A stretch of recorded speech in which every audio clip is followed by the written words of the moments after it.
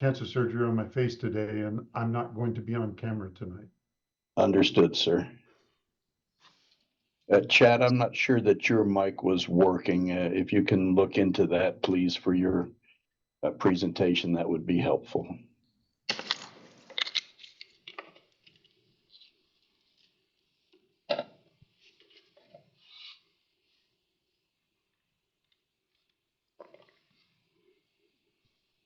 Can you hear me now? Yes, sir. Much better. Thank you. Thanks. It was going to be a very long and somewhat boring presentation without the narrative going along.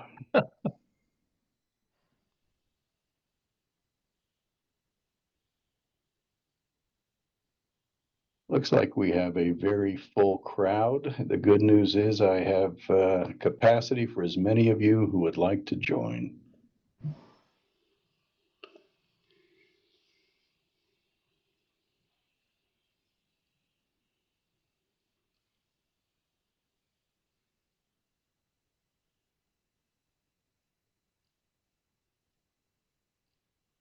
Here's I have 6 o'clock, and while people are still continuing to trickle in, let me do a quick roll call, if I may. For District 1, I do see Directors Davis, Manley, and Baca. Do I have Director Filius? And I apologize. There are just so many screens I'm trying to look through. If I have you on here, it's my apology to you in advance for not noting it.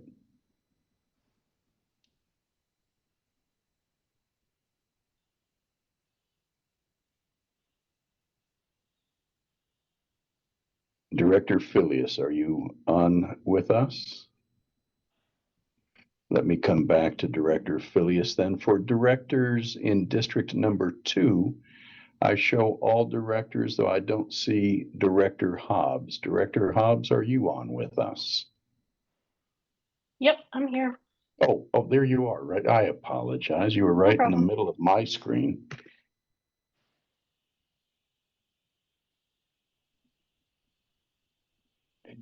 Let me check if I have Joan, Jeff, and Haley with me. Attorney Fritchie, are you on?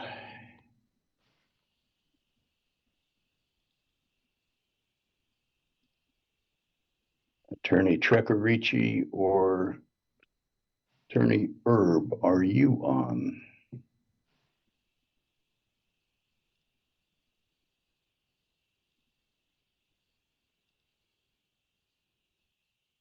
Let me do this while we're in this waiting to get both Directors Filius and the attorneys on with us. Director Filius is here. Finally, there you are. My Thank you. Mute worked. Thank you very much. I'm sorry, Kris. I appreciate your joining. I wish I had noticed the name.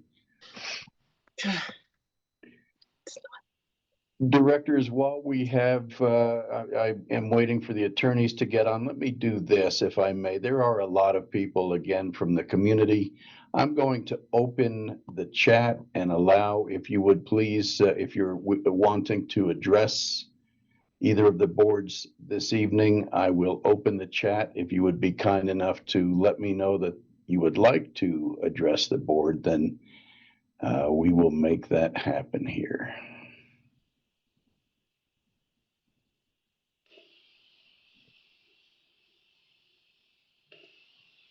Stand by.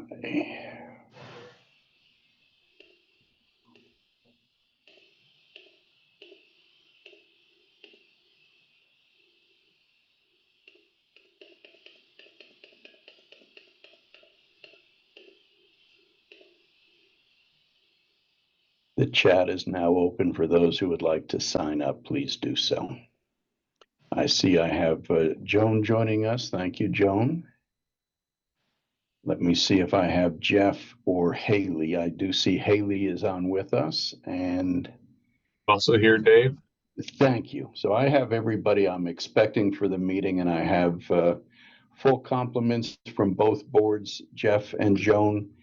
I've opened just now the chat so that anybody who'd like to address the board, I will keep a log that way. In the meantime, I will remind everybody joining us this evening that This is a public meeting of a governmental entity, a quasi-governmental entity of the state of Colorado. I would expect you all to conduct yourselves with a level of decorum the way you would with any other legislative body. I would ask that you remain muted until you're recognized to speak. And I would also ask that you not do those reactions off of that bar on the bottom, because to me that's quite similar to chat and speaking when you're not asked to. So kindly refrain from doing that as well. Directors for both districts, I will of course keep the agenda and relevant documents on the screen for you. Directors for District Number 1, if there are any changes you'd like to see made to the agenda, kindly let me know of those now. And if there are none, then I could entertain a motion and then a second to approve that agenda as presented for District 1, please.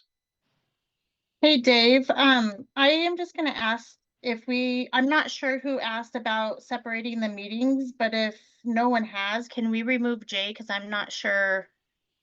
That's been talked about so many times, and I think the board has agreed that we're not going to separate those meetings, so can we just remove that from the agenda? I think that that's an item that Jeff, Joan, and I wanted to have on there for discussion at the end of this meeting. Okay. If you'd like to make a motion to remove the item, we can certainly have that motion. See if you have a second and then a majority to do so, though. No, if the attorneys think it's a good idea, let's listen to it. Okay, fair enough. Thank you, Director Baca. Any other changes? Yes. I was just saying, for D1, I'll go ahead and make the motion to approve as presented. Thank you, sir. And I want to suggest a modification before we approved anything. Your District 2, but I'm willing to let you speak now since the agenda is a joint agenda. I recognize that for all the citizens joining us as well. For Operation Manager 7B, discuss appointment of new resident to Landscape Committee. It specifically says District 1, but to me it should be for both districts to discuss, and also officially appointing the members of the pool committee. So I wanted to see if Actually, I could. both committees. Yeah, right. That's what I wanted to say. I wanted to say both districts, not just District 1, and to include the pool committee, not just the landscape committee, because we haven't formally staffed either. Correct. So very well, then let me ask Director Manley. There is a suggested amendment to the agenda to change. What I will do is change 7B to both discuss appointment of new resident to landscape committee and new resident to pool committee. So it's now going to be a B1 and a B2 under letter B. And that is for both districts 1 and districts 2. With that suggestion, are you willing to amend your motion to amend the agenda for that? I guess so, but I think there's a second. Yeah. It was to formally for the board members, not just the resident, but and the board members to the committee. So to establish, we've already said we're going to have these committees, but we haven't assigned anybody to the committee. So I wanted to put both board members and a resident if we have any. So I think, David. Thank you, Director Kaufman. I've made that note. Then it will be B1 will be to discuss appointment of new residents and directors to landscape committee, and 2 will be discuss appointment of new residents and directors to pool committee. Yep. I see a thumbs up from Director Kaufman, so I think I'm in the right vicinity with that. Director Manley, are you amenable to those changes and continue with your motion then? Yes, sir. Thank you. And is there a second from District Number 1 for that amended agenda? I'll second. Thank you. Directors in D1, are there any opposed to that amendment? I am.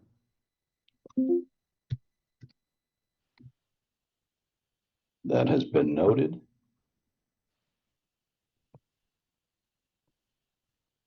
I'm sorry, I am as well. Forgot to unmute.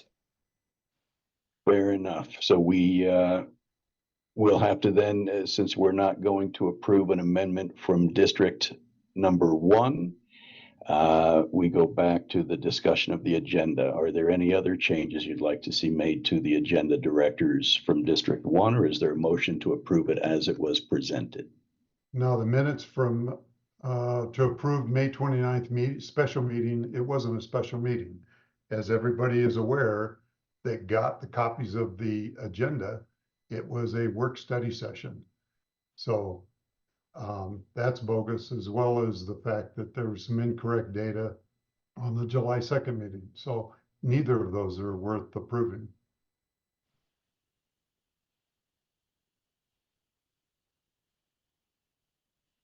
So is your we're- issue with the minutes itself or with just how they're on the agenda? My issue is it wasn't a special meeting, Jason. And my issue is the wording that was included for the minutes of the July 2nd meeting are not factual or correct. Let me ask Director Davis, if I may, just to make sure I'm following along correctly, the issues with the operations matter to appoint the residents and directors to the landscape and pool committees, those are not objectionable to you. The question that you're addressing is the minutes under administrative matters, letter A, correct? Yes, I'm objecting to the acceptance of the agenda as written. Understood. With that in mind, then, directors for District 1, is there a motion and a second to approve the agenda with the change to letter Roman numeral 7 under operations matter, but to remove letter A under administrative matters?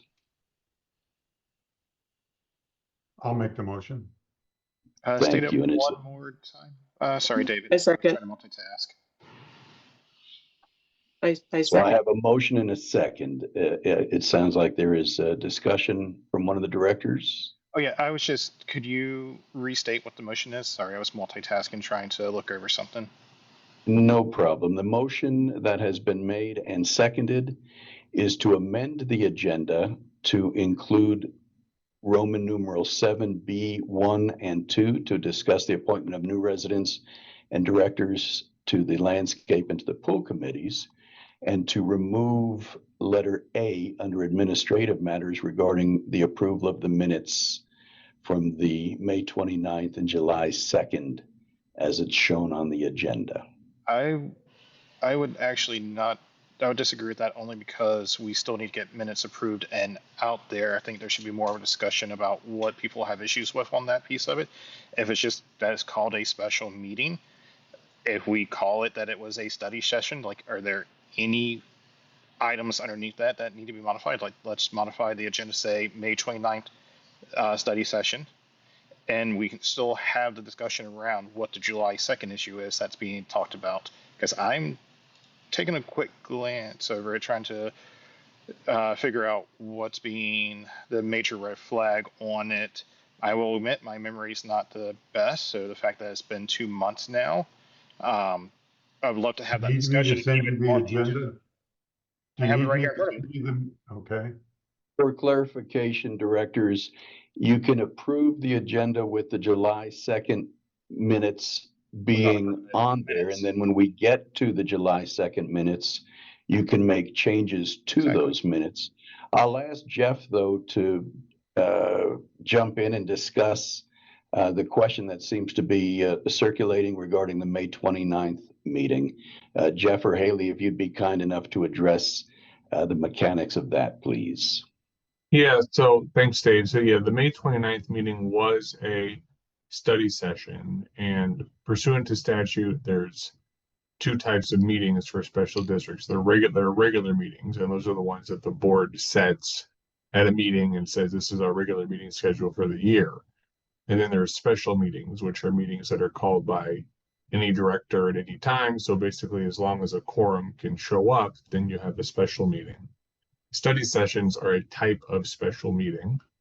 The only difference between a regular special meeting that's a business meeting and a special meeting that's a study session is that at study sessions, the board is really there to get information and talk about items, but is not going to be making any formal decisions on any items. So that's the difference between we'll call it a special meeting that's a business meeting, and then a special meeting that's actually a study session. So yes, the minutes call it a special meeting. I'm hearing some of the feedback. Certainly, it technically is, but it was noticed as a study work session. So Correct. And those Jeff, minutes. and Yep. Jeff, you identified, and you even said to the board that no votes could be taken, no decisions could be made because it was a study session. That's right, and I there think was no minutes taken. SDMS was not there. There was no the secretary was there, did not take minutes because it was a study session. right, and I think I just acknowledged that. So study sessions, that's the difference between a special meeting that's a business meeting, and then a special meeting that's a study session is the scope of actions that the board's allowed to take at the meetings. Now, secondarily, there are rules about which types of meetings that minutes need to be kept for, and I'm aware of one of those definitions is minutes are to be kept for any special meeting of the board at which any proposed policy, position, resolution, rule, regulation, or formal action occurs or could occur. So you could take the position that you don't need minutes for a study session because you can't vote at them. But when this came up last time in early June, my recommendation was it's better to keep minutes of all the meetings so that you have a record of the fact that the board met and that they discussed. You brought it up in June when the meeting was in May, and you even insisted that we couldn't make any decisions, and it was not my fault. It wasn't a special meeting, which I had called. It was a miscommunication between David and SDMS about when the length of time I needed to ask for the meeting. It was told to me by David that we could go ahead and have this special meeting and discuss and vote on topics. You came in over the top and said at the meeting that we couldn't. So we tabled everything. And Sorry, I just want to get back to the to point here. those. Since this is only approving the agenda itself, and the agenda is calling that out, I guess, should we just move forward with the agenda? I'm going to ask Director Davis to be able to continue, please. As I said, I'm not going to accept the administrative matters under A as written because of all the aforementioned violations. It was not a special meeting in the sense that it was a work study session. And I disagree with you, Jeff. There's board meetings, there's special meetings, and there are work study sessions. And the work study sessions do not require meeting notes to be taken, and no notes were taken. The notes that were presented sounded a lot like Jason wrote them. I know that David said it was you and Haley that came up with them, but I disagree because there's a lot of missing information. Yeah, I agree. The information seemed very one-sided. David, may I speak? Let's see if in the interest of moving the meeting along, it's now 6:17 and we're debating the wording to approve the agenda. Can we change the wording on the agenda to say special meeting because it was a special meeting / study session? Would that work, Jim? No, because I don't accept the minutes. This isn't approving We're the not minutes, Jim. discussing the minutes at the moment. We're trying to approve the agenda. Directors for D1, let me recommend to you that what you do is you approve the agenda as amended to that change to add the committees, and you remove the work study session line item for this meeting, or at least choose to defer that when we get to that item. I'll motion to move forward with that, please. Thank you, Director Baca. Is there a second, please? I'll second it. I have Director Davis on the second. Thank you. Are there any opposed? Thank you. For directors in District 2, with the change that has been made to number 7, B, 1 and 2 now, any other changes you'd like to see made to the agenda? If so, please let me know. Otherwise, a simple motion and a second, and that will be all set. So moved. Thank you, sir. And a second, please. I'll second. Thank you, ma'am. Are there any opposed for D2? Directors, we're going to go right into a presentation. I have Chad, I hope still, Chad Rodriguez with Trumark Homes. Chad, we have you next on the agenda, and I'm happy to turn off the agenda if you'd like your face to be on the screen. And if you have sharing of a screen, just let me know that as well. Thank you, everyone. Thanks, David and Joan, for inviting me. Obviously, we're moving forward with being a part of your community. And so I think this is a great time, for us to introduce ourselves. As you've seen out there, we've started land development work on the parcel that will eventually contain 116 townhomes that was previously approved by the town of Erie. Trumark Homes has been in business for 35 years. They started out in California and grew from there. We actually have co-CEOs that were friends in college and started developing out there, worked through the years. In 2018, Trumark Homes was named Builder of the Year by Professional Builder Magazine, which is one builder across the United States. So pretty proud of that. And then again in 2019, they were named Developer of the Year by Developer and Builder Magazine. Moving forward from there in 2020, the Trumark Homes joined in a partnership with Daiwa House Companies, which is based out of Japan, and we became part of their U.S. home building operations.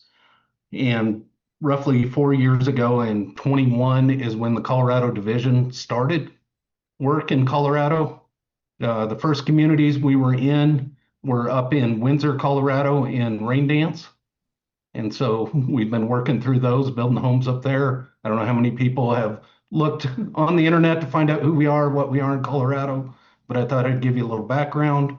Further north, we're also in Timnath in a project called Kitchell Lake. And then working our way down south, we're under land development, just started model homes in Parker, Colorado with 3 different communities. You can see the land development I spoke of in Erie Highlands. We're also working on a project in Arvada, one in Adams County, and we also have been building and selling homes in Sterling Ranch. So our division continues to grow, which was what the goal was. And we're excited to be part of Erie Highlands. So we find Erie to be a great town. I've recognized it for many years. I'm actually a Colorado native, spent most of my career on the developer side. Now I'm working on the land acquisition development side for a home builder. But I can go ahead and share my screen with the site plan. I think everybody's familiar, but maybe people aren't, so I'd be happy to do that.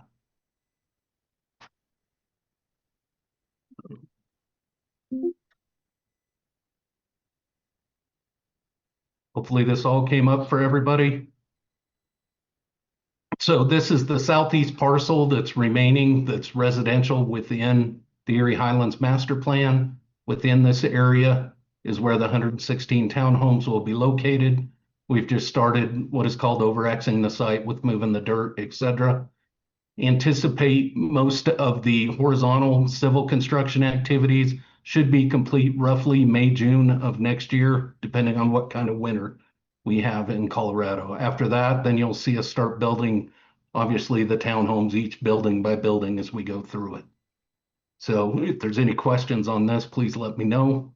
But then the other thing I was going to show you is, which I don't think anybody's seen yet, but we've gone through and updated the exteriors versus what Oakwood had previously proposed before when they were looking at a for rent opportunity versus a for sale opportunity. So we've processed this through the DRC with the district and also through the town of Erie. So updated the colors on them, did a few different things with that. But this just to give you an idea or a snapshot of what the buildings will look like when they're built. But short of that, we're excited to be a part of it.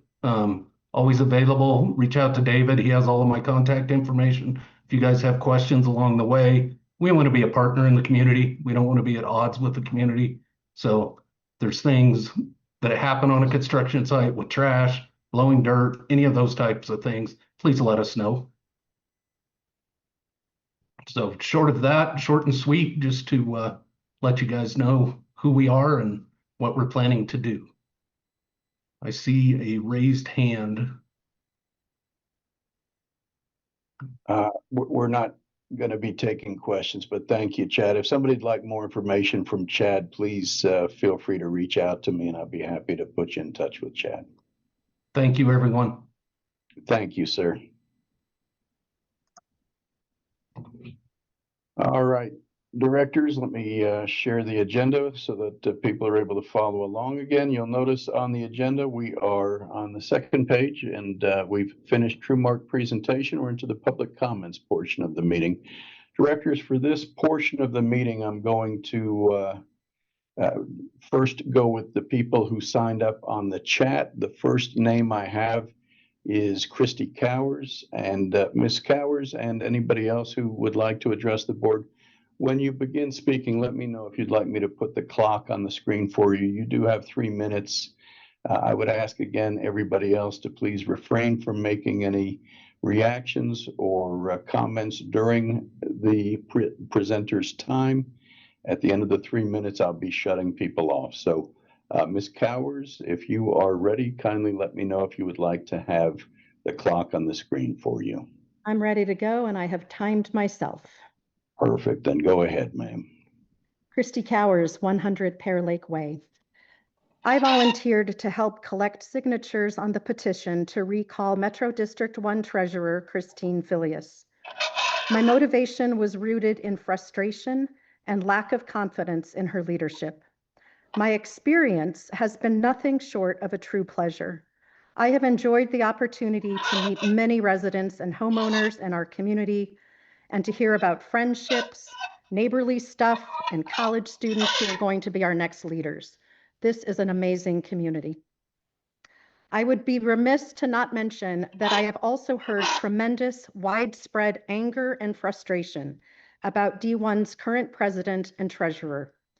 The number one question I've been consistently asked is, why do they stay when they have clearly lost the trust of so many of us? I have been unable to answer that question, which leads me to directly address you, Christine Filius, treasurer of D1. We have asked to hear from you during official board meetings. We have asked to hear from you on Facebook. We've asked to hear from you in a public meet and greet, and you have never responded. As you know, the petition to recall you was approved on Friday, August 15th. By statute, we have 60 days to collect signatures from the lesser of 300 or 40% of all eligible electors to put the recall on a ballot. I am pleased to say that we hit both of those targets this weekend. On Sunday, to be exact, the last day of August, 2 weeks after we began collecting signatures. Despite the back to school, end of summer, holiday weekend busyness, more than 320 of your neighbors in D1 alone came together to say that we want a voice in how this neighborhood is governed. The notarized signatures will be delivered to our designated election official this week. Kris, save our neighborhood the cost. Resign. Do something that shows you are not complacent and careless. On behalf of the official recall election committee, Josh Malm, Brittany Jenkins, Aaron Young, Ashraf Sheikh, and myself, as well as other volunteer signature gatherers, Kelly Malm, Barry Luganville, and Annie Gray, I offer heartfelt thanks to all of our neighbors who signed, and also thanks to all of the D2 residents who wished they could sign because they recognize the collaboration required by D1 and D2 boards and are dismayed by this dysfunction. Kris, collecting more than the required signatures in just 14 days is testimony to your neighbors' frustration with your complacency and lack of collaboration. If you don't resign, you will be recalled. Thank you, Ms. Cower. After Ms. Cowers, I have Mr. Malm. Josh Malm, would you like me to put the screen on or the timer on the screen for you, or would you like to speak without that? No need, David. Thank you. Thank you, sir. Go ahead at your convenience. Good evening. My name is Josh Malm. I live at 140 Pebblebrook Court. I'm here tonight to respectfully request this board appoint me to fill the vacancy created by the resignation of Sam Mayer. That resignation occurred more than 70 days ago. As you may know, under state statute, if the board fails to act to fill the vacancy within 60 days, the matter may be appealed to the Weld County Commissioners to fill the vacancy. If the board chooses not to make an appointment this evening, I intend to take that step. I believe I am exceptionally qualified to serve. Over the 7 years I previously held a seat on this board, including 4 as president, I developed strong relationships with residents and a deep understanding of how our districts operate. In just the last 2 weeks, I've personally spoken with more than 100 residents of D1, reinforcing those connections. I have proven myself as someone who will always hear community feedback and am willing to engage. I have proven I can work collaboratively, even with those whose views differ from mine. For example, I served 4 years alongside Sam Mayer. While we occasionally disagreed and had varied perspectives, I respected his perspective and valued the diversity of thought that made this board stronger. I have led this community through complex, high-value initiatives through thousands of hours of my own time. I spearheaded the refinancing of the D1 bonds during COVID, which saved thousands of dollars per household. I guided the board through surprisingly complex engagement of special counsel and Oakwood negotiations, ultimately reaching a settlement agreement that benefited our districts. I've even recently become the chief graffiti removal officer for the neighborhood. I have a strong grasp of our Metropolitan District functions, the Special District Act, our service plan with the town of Erie, and governance practices. I am the CFO and corporate secretary for a public company. Jim and Kris, my areas of expertise are areas where I know you have struggled in the past several months. I would be glad to help whether I serve on this board or not. I have a strong working relationship with members of the D2 board. I have known Mitchell for years and convinced him to initially self-nominate for the board. I've also worked with Andy, Keith, and Liz for the last several years while we jointly navigated the settlement agreement with Oakwood. Finally, I share common ground with each of you. I support Jason's oversight of the cameras to ensure community safety. I agree that Tony is highly qualified to serve as secretary, and I share Jim's concerns that lifeguard expenses may be a luxury this district cannot sustain. In summary, I'm not here to boast, but I cannot think of a more qualified individual to complete the remainder of Sam's term. I'm one of the most committed members of this community and stand ready to serve. Jim and Kris, are you really ready to dispute my qualifications? Are you going to do yet another illogical thing and vote against me as an option? Should you do that, you will continue to demonstrate to this community your lack of good reason and leadership. Do the right thing. Thank you for your time and consideration. Thank you, Mr. Malm. Directors, the next speaker I have is Mr. Engen. Mr. Engen, would you like me to put the clock on the screen for you, sir? No, thank you, David. I believe that I will be fairly brief this evening, but I appreciate the offer. My name is Luke Engen in District 2. I'm at 1106 Sugarloaf Lane, and I just want to call your attention to the issue of dead trees in community landscaping. This came up as a concern last month or over the summer when we had the Carriage Homes meeting, and I want to raise the concern that this issue has been exacerbated by the CCRs, which contain restrictions as to tree height as well as caliper size at the time of planting. And of course, the larger the tree, the more likely it is to die soon after planting. These restrictions are also above and beyond what Town of Erie calls for in its own regulations. Given that there have been concerns regarding dead trees in the community, I urge directors to consider the removal or the modification of the planting size restrictions at the next opportunity to amend the CCRs.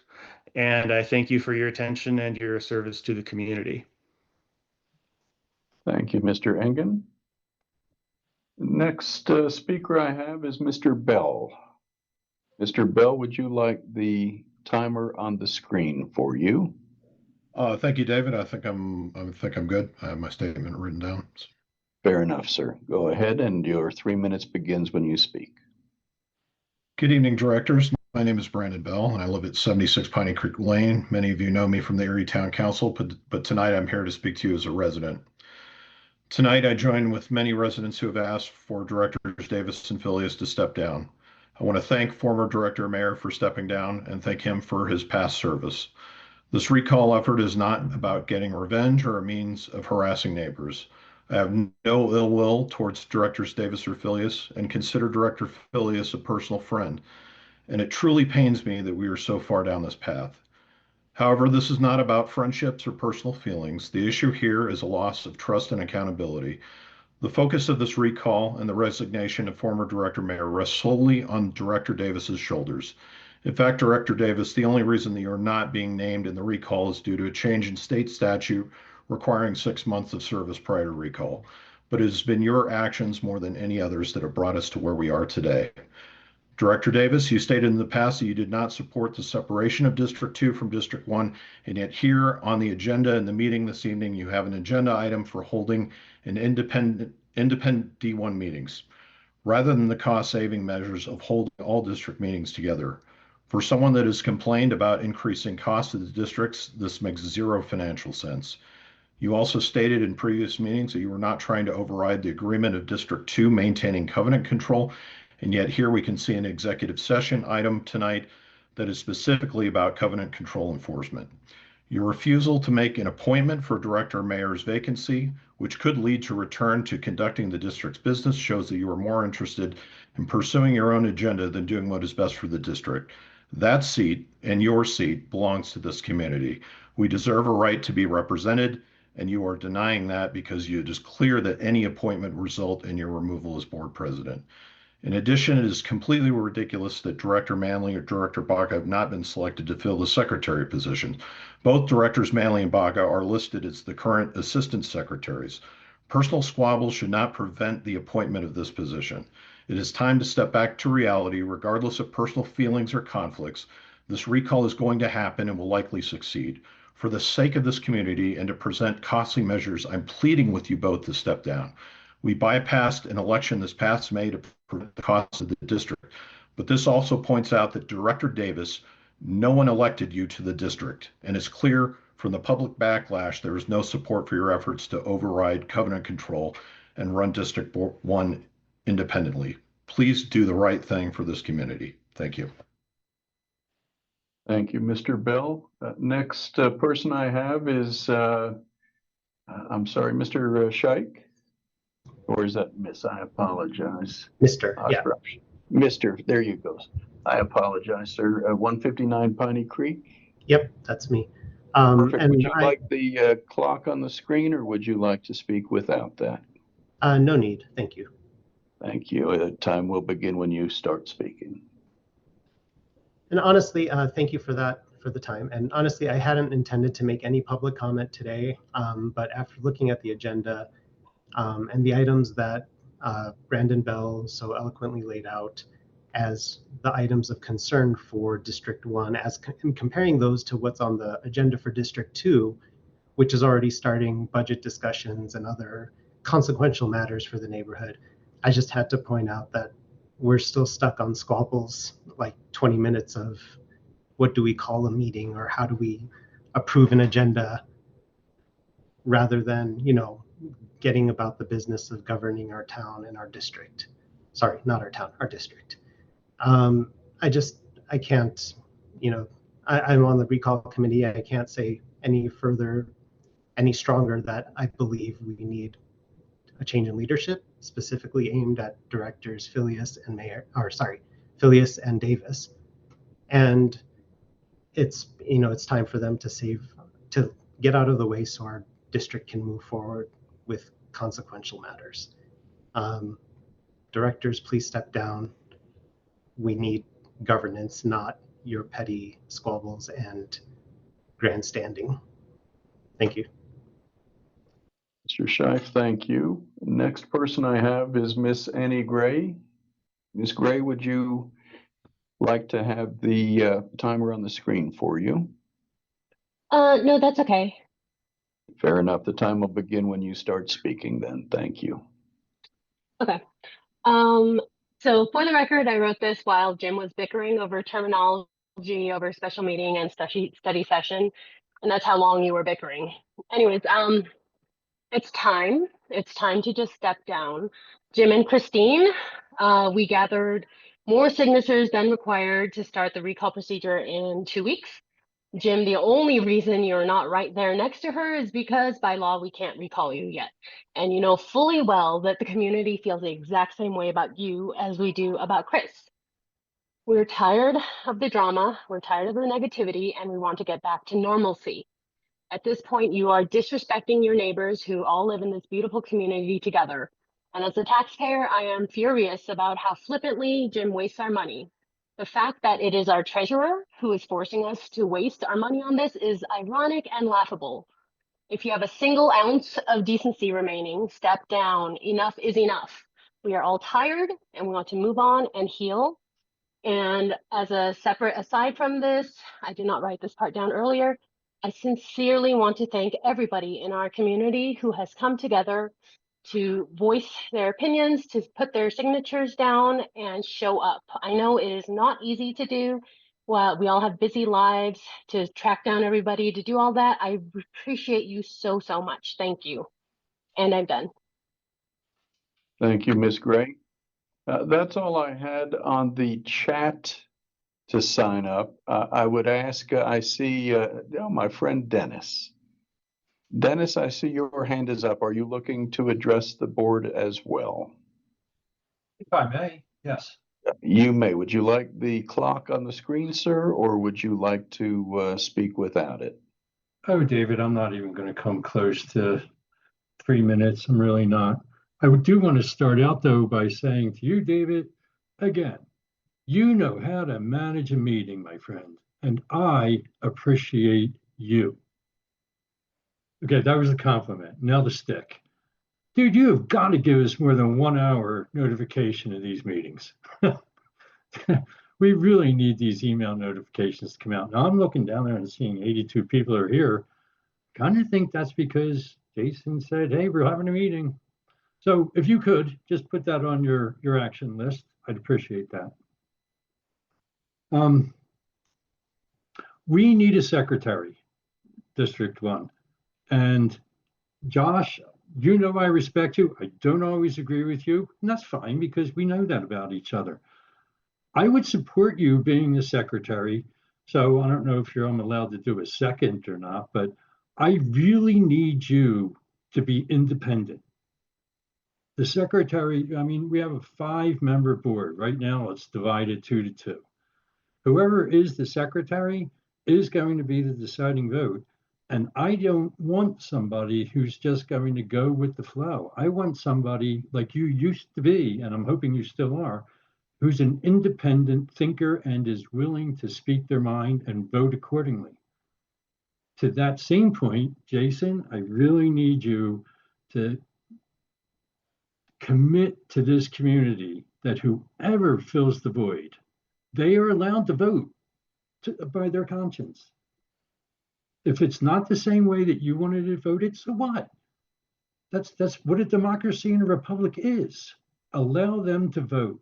We didn't even get through last meeting without having ridicule for the way the votes went, which in my mind and in mute, I was kind of screaming the same things, but that's not the point. The point is members of this board are allowed to vote their conscience.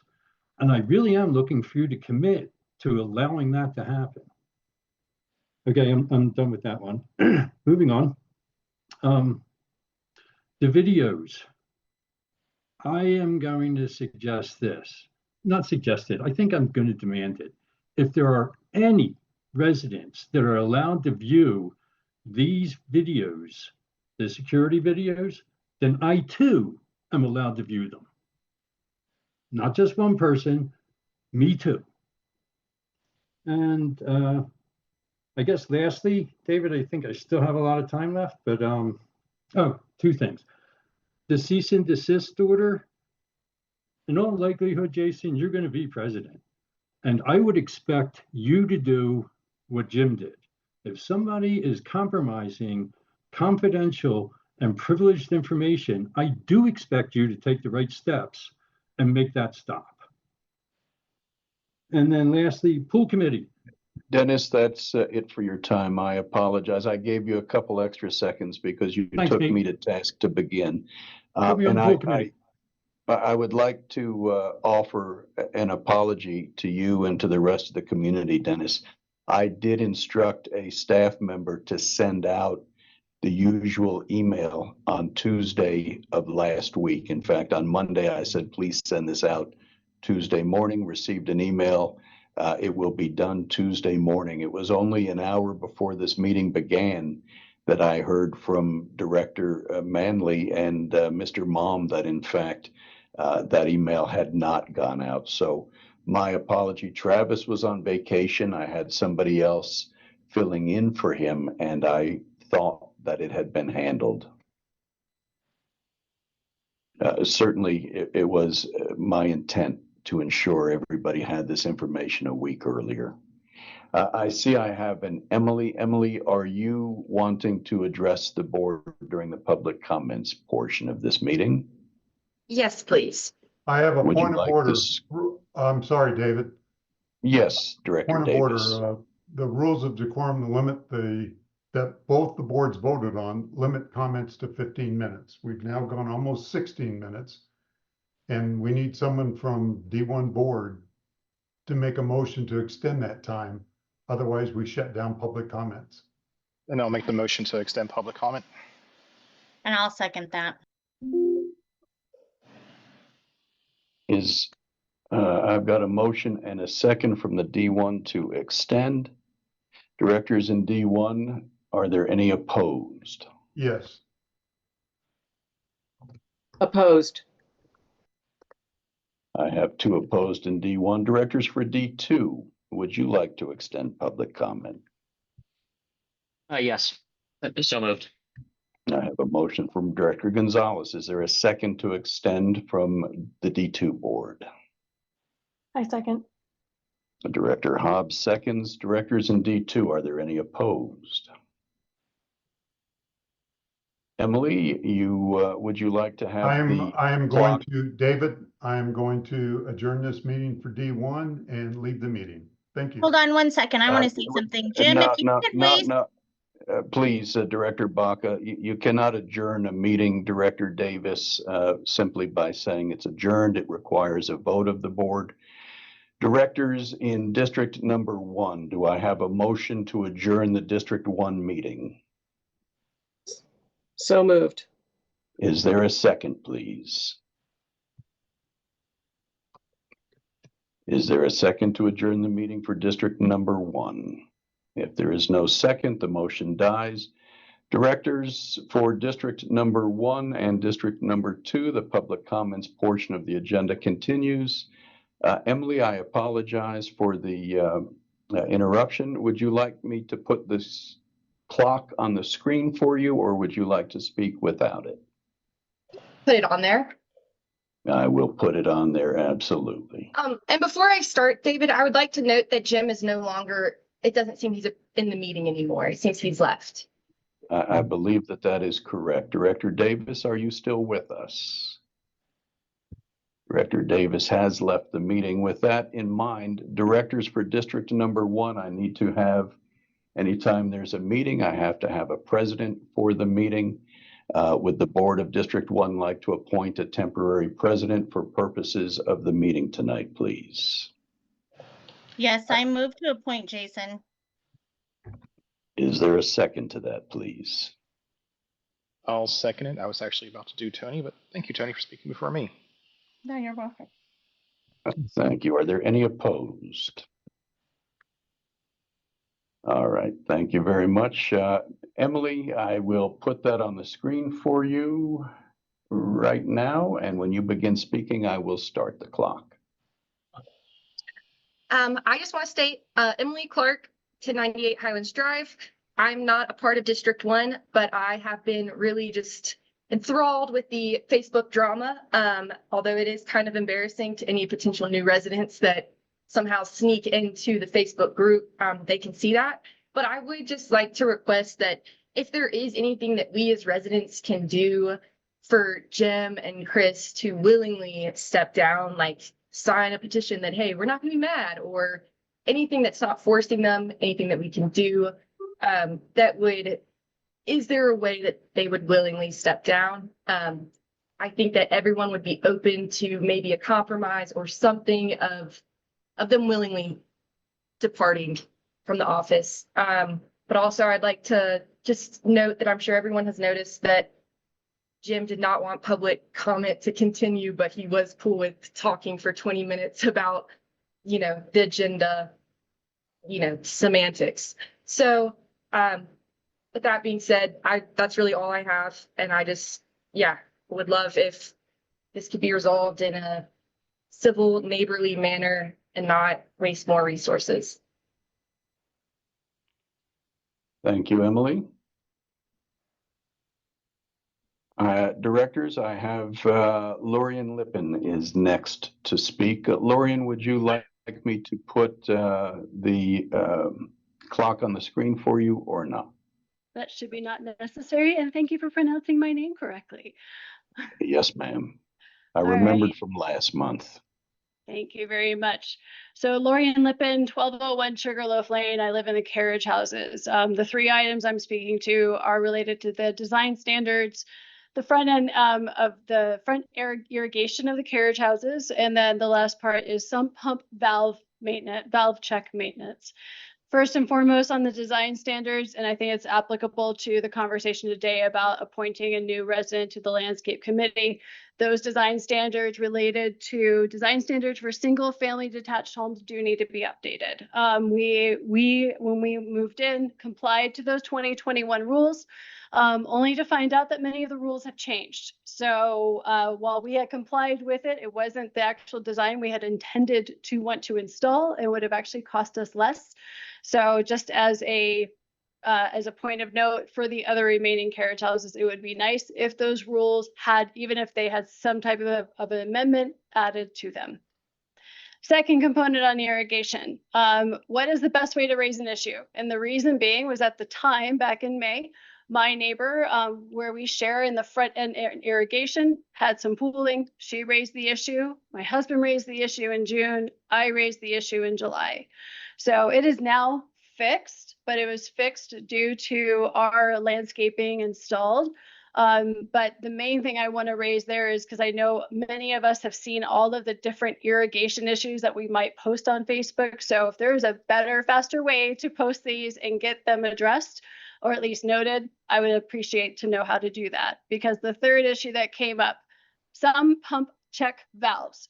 I have just recently learned, we just had this happen to us 2 weeks ago, was that all of the irrigation that was flooding in the front of our house, we knew the water had to be going somewhere. My husband happened to check the crawl space. We had 6 inches of water in the crawl space because our check valve for our sump pump was installed incorrectly. I recognize I'm not here to talk about warranty at all, but we did learn we were the 4th house that the sump pump check valve was installed incorrectly. So I'm bringing this up in the event that anything else related to whether it's talking about the stormwater asset or for anyone else who is pooling in the front of their house and is a carriage home, you might just want to confirm and check your crawl space. And I yield back the rest of my time. Thank you very much, Ms. Lippin.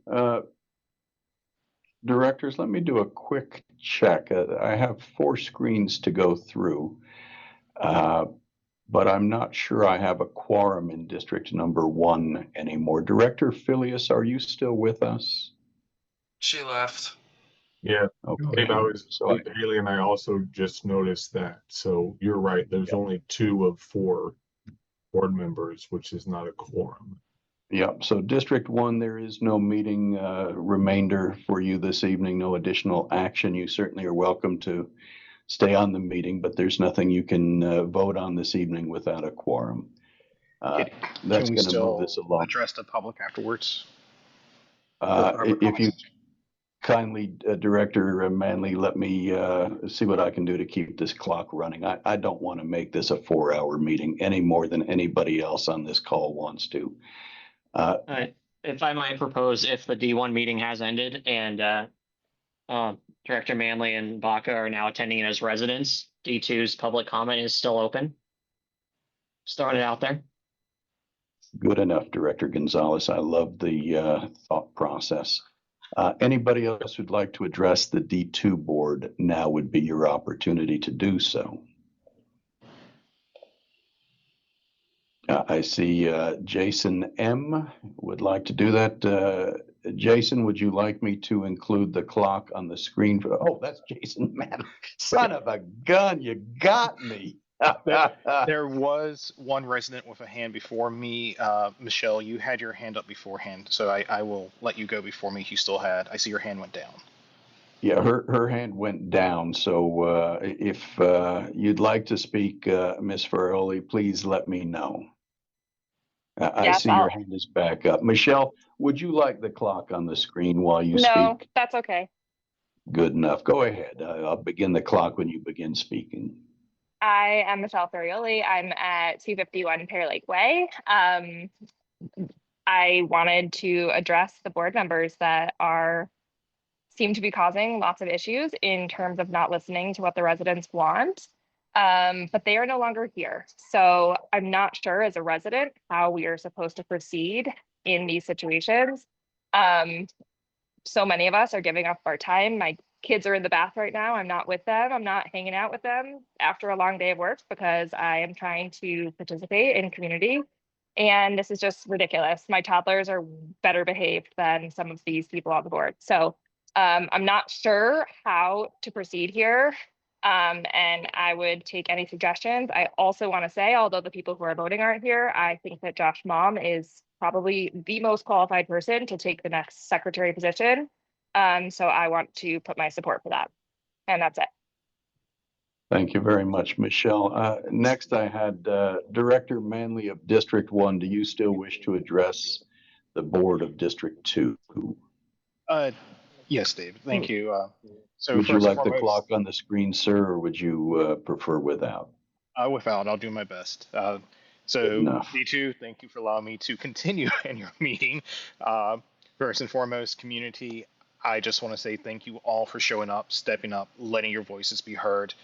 Unfortunately, the childish acts of two board members have upended and ruined any process we've had moving forward to get to resolution and to take care of this community to where it needs to be done. Myself and Tony have been continually working in the background, working with D2 to try and make sure we can still continue budgets, even though we have a treasurer and president to say they want to do it, but they haven't pulled actual data or made the efforts to extend olive branches. We're still working on everything we can. So do not fret, D1.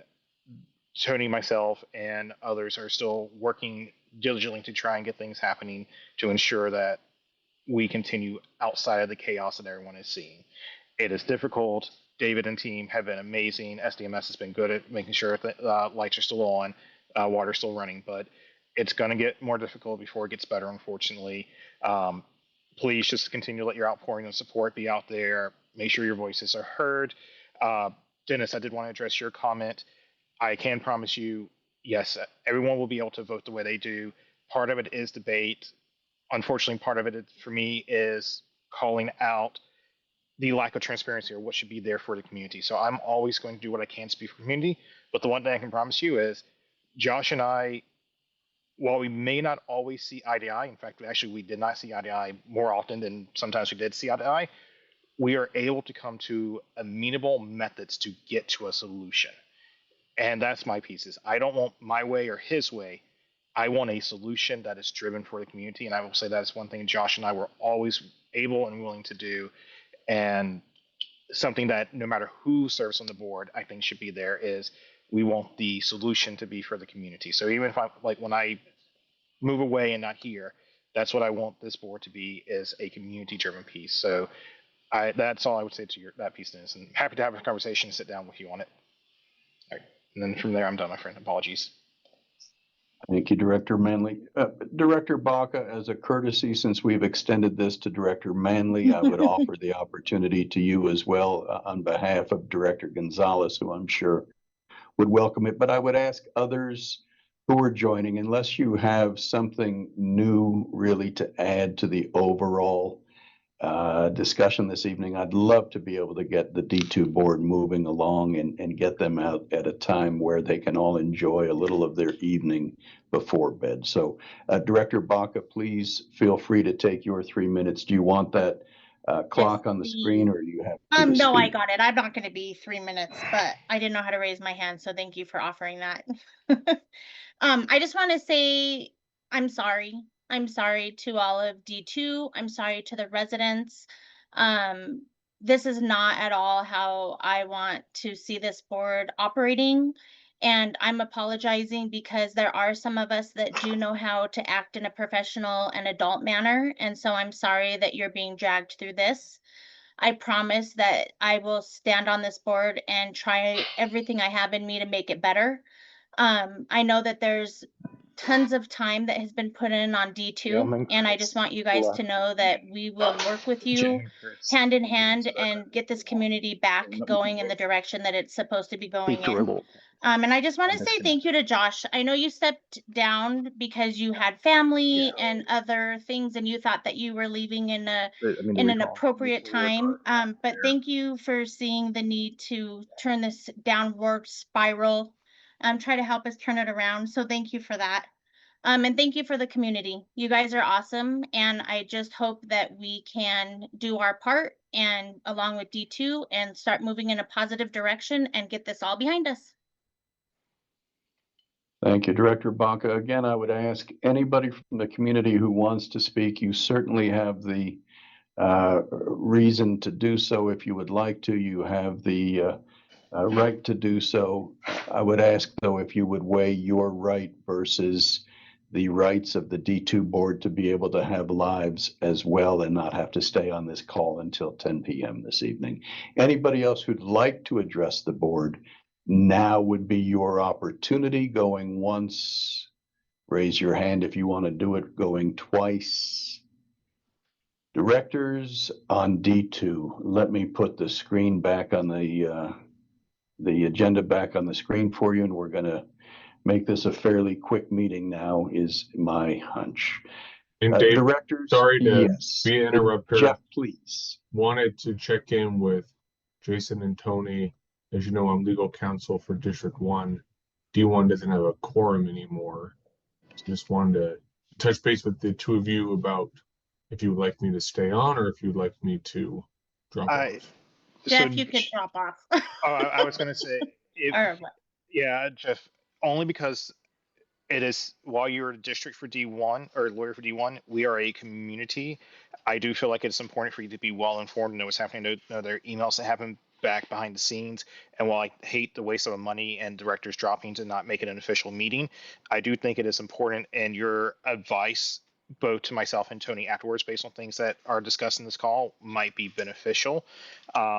Even if we're not taking official action, I would love to know when we do have a formal meeting moving forward, how, based on what's talked about and how it's going. But I will leave it to your professional opinion of what to do. But that is where I would stand. Tony, I think you were telling me to leave. Yes, Jeff, leave.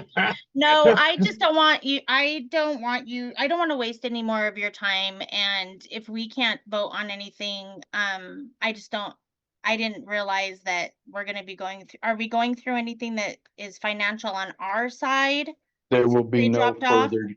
There will be no further District 2 discussion this evening. District 2's meeting has. I'm sorry, District 1. District 1's meeting has come to an end. It will be reflected, Director Manley, in the minutes that there was a meeting opened, that we lost a quorum, and the meeting ended at 6:45. Okay. Jeff, you're legal. What would you advise of us, me and Jason?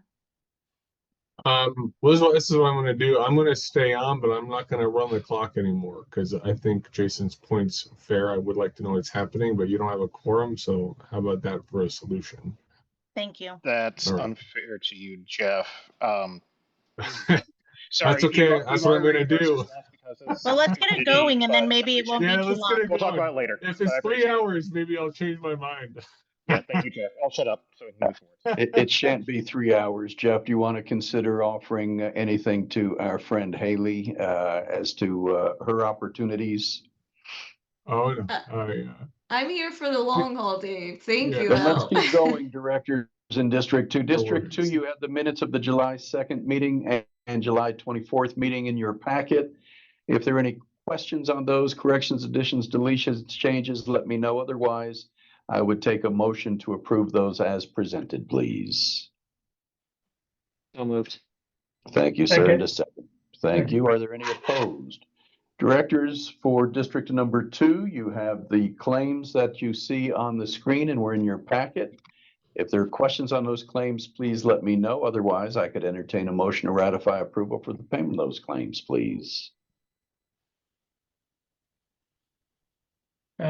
Motion to approve. Thank you, Director Matches. Is there a second, please? Second. Thank you, Director Gonzalez. Are there any opposed?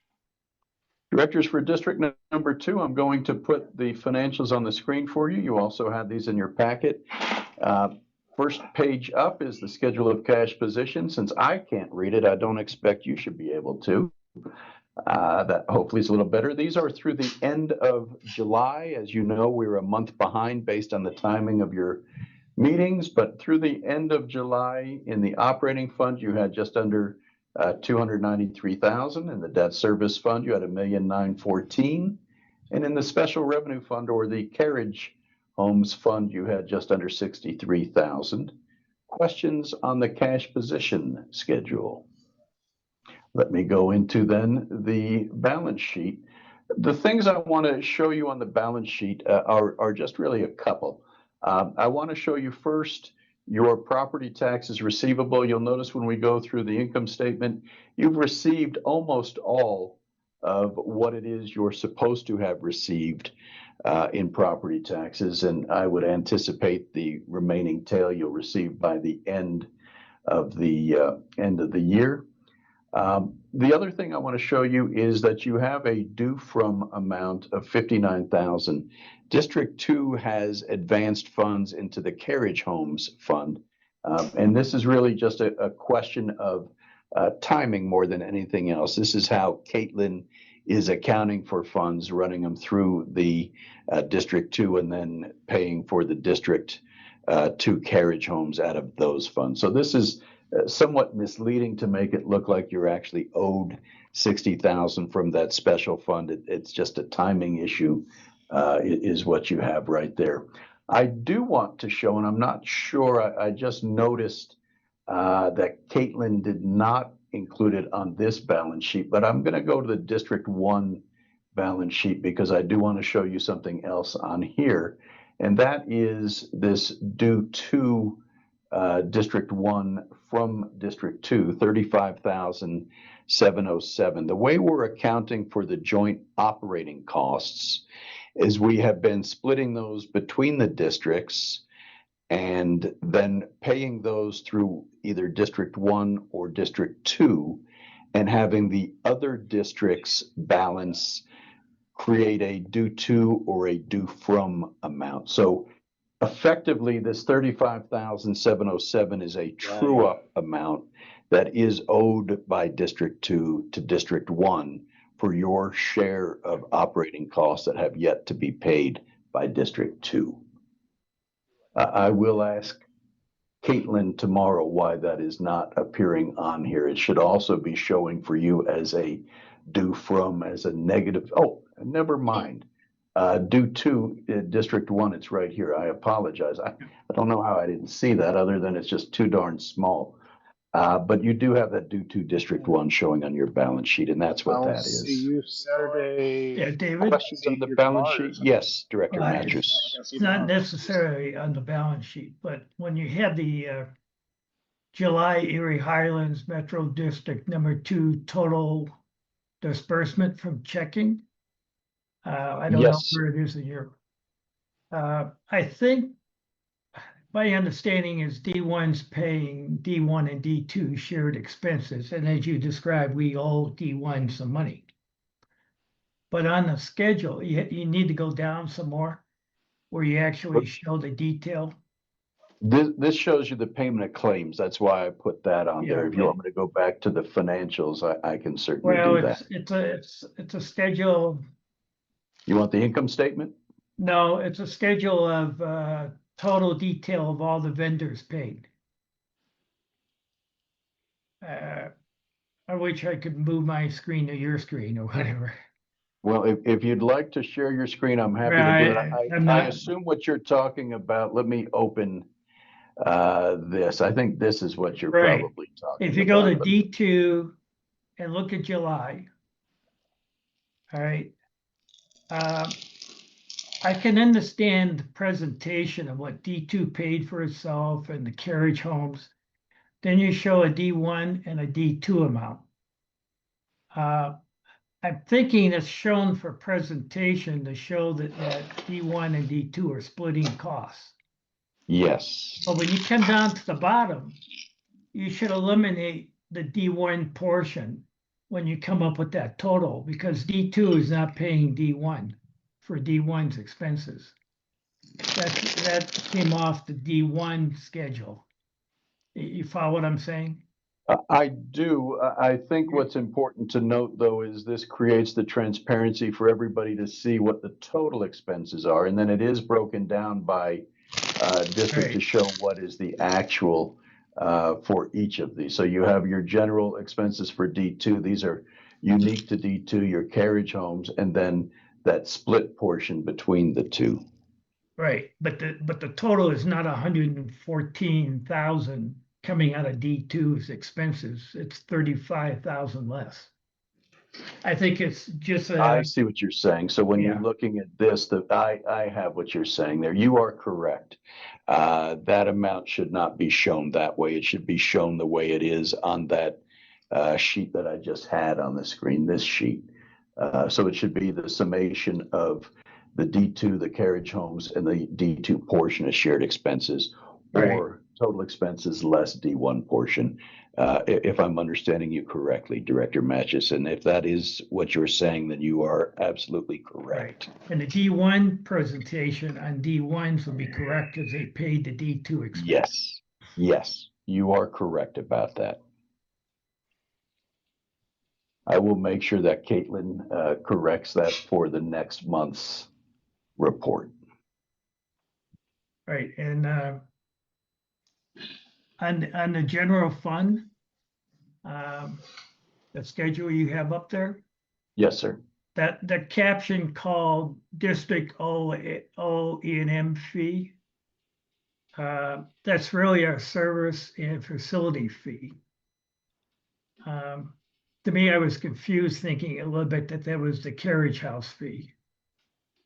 Which It is not the carriage house fee. This No. is the $25 Right, monthly but I fee. think, to me, I prefer the description, service and facility fee. I think the residents would understand that better than District O E&M fee. Oh. Unless the typing doesn't permit enough characters. I think it would work fine on the financials, Director Matchis. Let me ask Caitlin to change that. On the invoices, I'm not sure that I can make the change. I'll have to work with Dawn. I'm sure there's a way to do it, but I don't know how quickly I can get it done with And her. one other aspect of that fee is $30,375. Yes, sir. If that's a quarterly billing, you've done it on 405 residences. And we don't have 405 occupied residences in D2 at present. It's 380. So I'm thinking it's overstated. I know we do have some who've prepaid. I received a call from one who wanted to pay for the year in advance. Oh, I don't know if there are others, but there are some prepaids in there as well, Andy. okay, understood. Yes, sir. Yeah, there was a landlord who asked if he could just pay a year up in advance. All right. Because that turned out to be the equivalent of 405 homes for the quarter. Understood. So, Director, since we're on this page, this is the income statement for the general fund for D2. As I mentioned, you've collected almost all of the property tax revenue. Your SO taxes through the end of July are lagging a little bit from what you had budgeted, but it's absolutely impossible to be able to budget that accurately. It will never happen. And your interest income is far exceeding what you budgeted, but I never budget interest income as a legitimate revenue source. So that doesn't bother me. On the expenditure side, as you see, we are halfway, just a little over halfway through the year. We are blowing through accounting, management, and legal fees. Well, we will blow through the legal fees. I'm sorry.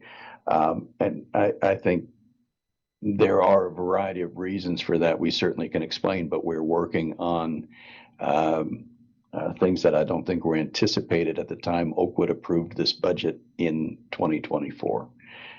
So I don't know that that's something you could really be concerned with. On the O&M side, I would say things are actually looking pretty good. On the clubhouse operations, I would suggest to you things are looking pretty strong again. And for the pool operations, I would say things are looking exactly where you'd want them to be. So overall, it's really your administrative expenses are higher than you'd budgeted, but there's really not much that can be done about that because you're dealing with tasks that were not foreseen at the end of last year. Continuing on into the debt service fund, for the month of July, you had received that property tax revenue. There's just that small tail that I told you about, $6,676 has not yet been collected. SO lags, the SDFs are coming in above what you expected. Again, you just can't budget the timing on SDFs, and same with interest income. You can't really budget that either. There were minimal expenditures for the month of July. Your paying agent fee and then the county treasurer's fee for collection and remittance of the property tax revenue. Otherwise, no other expenses. And then in the carriage homes, for the for the month of July, this was just a timing issue at that $160. Interest income at $164, and then there were some late fees. The late fees are what are being assessed when there are transfers from Oakwood to the new owner. Oakwood is paying those late fees in addition to the back fees that they've not been paying. So that's why you see late fees. We're not letting Oakwood off the hook. They're just not paying until the time of closing. And then the expenditures, you had a total of just under $16,000. Those are the three funds, the balance sheet and the cash position statement, with the exception of what Director Matches brought up, and I will make sure that that is corrected before the next meeting. Are there any additional questions, directors? If not, I could entertain a motion then to accept the financial statements as presented with those changes made by Director Matches. Yeah, I'll move. Thank you, sir. And a second, please. I'll second. Thank you very much. Are there any opposed? Directors, let's go on into back to the agenda. Our next item, we're going to move along pretty quickly now, I think. Pool and clubhouse matters. The first item we have is to discuss needed pool repair projects. Director Kaufman, by default, I think we're going to rely upon you to lead the conversation with our team during the course of the winter to make sure that we're working on the right pool repairs. Is that something that you're comfortable with? Yeah, I think the plan, at least to those of us that have engaged from the D1 and D2 side, we know that there's work that needs to be done. The intent is to get a ballpark scenario of what these costs are going to be and look at the next couple of years on when we can schedule that based on the funds available, both from the settlement agreement and the reserves, and then based on what the reserve study says. So looking at the clubhouse itself, getting that all fixed up, getting things working properly, the concrete repair around the pool, and the pool pumps, the hot tub pumps.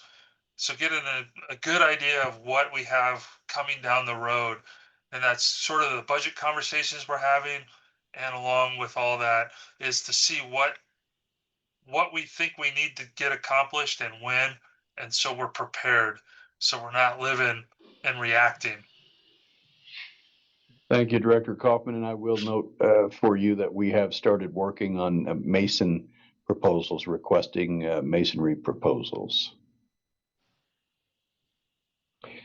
Directors, any other discussion you'd like to have on pool repair projects?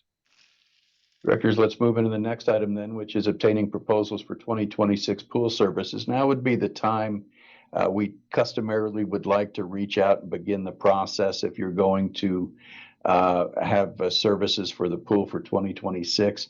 I really envision two that you need to decide on. The first being our service provider, who your pool certified pool operator will be. If there's a reason to change, I'd sure love to know. Otherwise, to my knowledge, the current operator did a pretty good job for you this year. And we can certainly get a proposal from them for 2026. The second item is David, I just want to make a quick comment that kudos to Director them as Manley, well. I'm not taking public comment at this point, and D1 is no longer meeting. I'm sorry. Yep, David, this is Mitchell. I just wanted to just give a quick kudos to the pool company too, because we did not have one shutdown from glass or a code brown this year. And so kudos to them and to all the residents as well, following the rules and everything and ensuring that the pool stayed open. So I just wanted to say that real quick while we were on the pool. Thank you, Director Gonzalez. If there's no reason from District 2 directors that you see to switch, then I will get a proposal from the CPO for next year. The next topic, though, that you do need to decide is if you want me to pick up proposals for a lifeguard from the YMCA again next year or not. It doesn't hurt to have the proposals. Doesn't mean that's the direction we're going, but we should definitely have the proposal so we can discuss it. I agree. That is correct. There's nothing binding when you get a proposal. So we'll request that. We'll present that to the next meeting then, directors. And as far as the Julio and his team, if they know that there's repairs and things that need to be fixed, like in particular, the one pump that controls the slide and the water features, we know that there's a control pad issue. So if they can get us some information on that, on a fix and replace or a fix and repair, that would be nice to know as well. I will definitely request that too. And David, I think since we are getting proposals and we're well ahead of the game, I think it could be worth just doing getting some on maintenance and everything, pool services as well. Never hurts to have a opinion. I know Julio's done a great job for us, but yeah, it wouldn't hurt to maybe get another proposal or two. We will get that set up too then, Director Gonzalez, at least one more proposal, and we'll aim for two. If I appreciate your proactiveness. I know we were kind of in scramble mode this year on it, so getting ahead of it, I think will definitely be good for us. Sir, that's always my preference, is not to have to scramble at the last minute. You guys had me dancing going into Memorial Day weekend. We're not doing that again.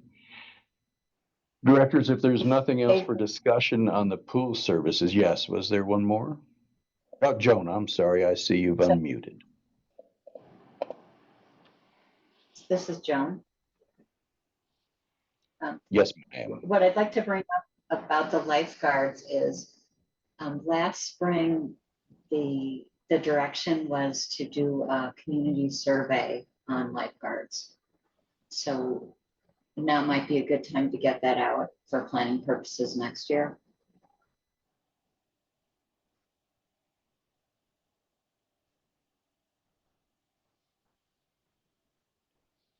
I don't have a problem with the survey. I think the survey, though, when we do it, we need to have some facts on what the alternatives is. Lifeguards cost this much. If we don't do lifeguards and we do the other idea of having a monitor or what have you, we need to have some information on that as well, so we can present, hey, look, this is what it costs. Lifeguards, we get these services and this cost. If we don't do lifeguards, we do this other company with these services, and this is what the ballpark cost is. I think because if we just say lifeguards, no lifeguards, that doesn't help. I don't think. That's my thoughts. And directors, for the next meeting, it is planned that there will be budget discussion. I can go ahead and get a proposal for monitor services so that you can weigh out the pros and cons of each option as a board. Yeah, that'd be great because I know that it's been thrown out, like not doing lifeguards, but what does that mean in terms of having a guard and continuous, checking chemicals and trash and cleaning the bathrooms, all the things that lifeguards do. I think that question was never truly answered. I know the idea was thrown out, but I don't think we ever got a true cost comparison on what it would look like if we didn't have them. So yeah, that'd be great. I'd be happy to do that. Directors, additional discussion on pool services for 2026. Directors, let's go into operations matters. Next item we have is to discuss covenant control matters as necessary. I have nothing to bring to you this month. I'm pleased to report, but if you have anything, please let me know. Excellent. Directors, next item we have is under B.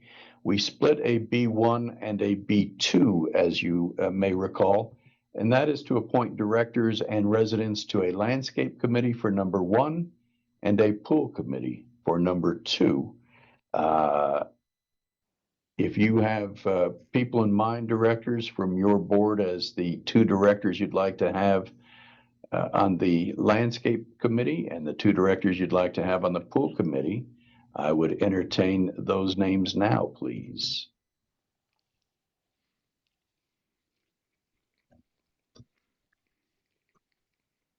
David, are we able to chime in on that, or are we just out of it? You are not. You are not. You are out of it as District 1. Okay. From the District 2 side, I would like to stay engaged on the pool committee if the rest of my team is okay with that. But I would like to be on the landscape committee.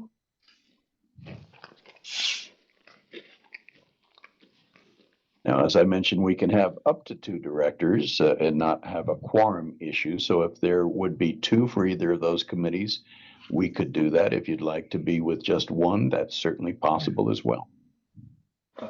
David? Yes, sir. Didn't we, Lauren, what was the Lippard? Lorian Lippian, yeah. Yeah, it sounded like she was very much interested in landscaping and problems, and perhaps we need people from Carriage Homes in the committee also. Ms. Lippin, you've been asked by Director Matches if you would be willing to serve on the landscape committee. Is that something you'd be willing to do? Yes, I'm hearing a yes. I'm seeing a nodding head. Directors, any additional to the landscape committee, either from the board or from the community? David, just for, I guess, a point of clarification, for appointing a resident to either one of the committees. Now, Jeff and Joan can refresh our memories, but I think we established that it would be a member at large from Erie Highlands. And so does that require both boards to approve whoever we nominate? No offense to anybody, especially Lorraine, I'm sorry. Can we appoint her, or do we need D1 as to agree to that? Hey, Keith, I have the resolution up, and it says the landscaping committee that the client will call the at-large person who's not a board member of D1 or D2. That says that person will be appointed by the boards. So the intent was they would agree. So 2 people are picked by D1, 2 people picked by D2, and that 5th person is picked by the boards together. Okay, so we can nominate for the next meeting, if and when D1 has a quorum, we can nominate somebody, and then both boards would vote up or down on it. Well, this would be if you wanted Lorian to serve as an at-large. You still have the ability, though, correct, Jeff and Joan? They can appoint one resident from the district regardless? No, the way it's set up right now is 2 members of each committee have to be board members from each district. So it's basically 2 D1 members, 2 D2 members, and then 1 at-large person picked by both boards. Understood. I had that wrong then. Thank you. So directors, is there a second director who'd like to serve on the landscape or on the pool committee? So far, I have Director Kaufman to serve on the pool committee, and I have Director Hobbs to serve on the landscape committee. We will hold off on the appointment of Lorian until we have a quorum of both boards again. Thank you, Lorian. I appreciate your understanding. Directors, anybody else for landscape or pool? Going once, going twice. If I can get a motion then from the boards to appoint Director Hobbs to the landscape, from the board to appoint Director Hobbs to the landscape committee and Director Kaufman to the pool committee, please. All right. I'll make the motion. Thank you, Director Matchis. Is there a second, please? I'll second. Thank you, Director Gonzalez. Any opposed? Directors, next item up is to discuss obtaining proposals for the 2025-26 snow maintenance and 2026 landscape services. If you have concerns with the job Neighborhood Lawn Care has done, I think it would make sense to get proposals, but I would caution you just to wantonly go out to bid every year, because if you're looking simply at the lowest price bidder, you're not always going to get the best service either. So if there are reasons you have that you think you should go elsewhere, please let me know of those. Otherwise, what I'll do is request proposals from Neighborhood Lawn Care for these 2 services. And I will get those. I do want to let those who are joining from the community in the carriage homes know that I will be sending out a communication to you here shortly regarding shutting off the backflows. And that's a whole different thing, because the carriage homes have the backflows in the homes, and we have to have access to be able to get in there. There's a whole process that we have to go through. It's a very cumbersome process. So those who are joining from the carriage homes, please keep an eye out for an email within the next week to 10 days regarding how that's going to have to be set up. Directors, next item we have, we're into legal matters. Joan, I'll turn it over to you and scroll through the agenda if that's all right with you. Oh, that's fine. I think the first matter, the resolution regarding electronic video records, that was prepared by Jeff's office. And since we don't have a quorum for D1, do we want to table that discussion? Yeah, Jonah, and that's right. And it's just on there as a placeholder at this point. Dave and I did talk about that. It wasn't adopted at the last meeting. I do recommend that one get adopted, but you're right. We are missing one of the boards at the moment. Thank you very much. Then, Joan, and I have these, Joan, if you want, I have all of your documents queued up to put on the screen, but I won't do that unless you or the board requests it. Okay. So the next item is a professional services agreement with, it's a division of Independent Engineering Services, the company that has been has been representing the district on matters related to the carriage home acceptance of improvements and the situation there. And so this contract is specifically for acceptance of items that are in in district number 2, but outside of the carriage homes. So it's, Dave, can you go down to the exhibit?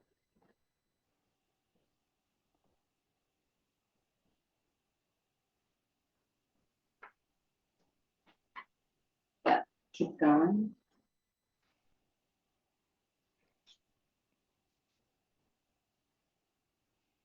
So I think one more page is the list of tracks, and I might be mistaken here. About that. Yeah, right there. So the district board adopted an infrastructure acquisition resolution, which lists several items that the district needs to receive documentation on before the district can accept infrastructure. So it's things like as-built, invoices, proof of payment, warranty coverage.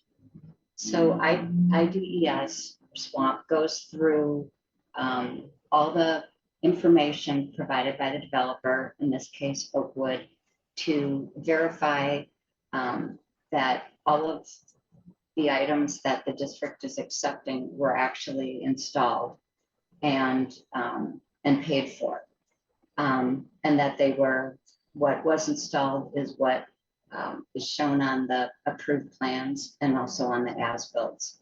So these are the tracks that Tana Bosfair, who you met at the last meeting, and Adam Murray are going through and verifying all the information from Oakwood.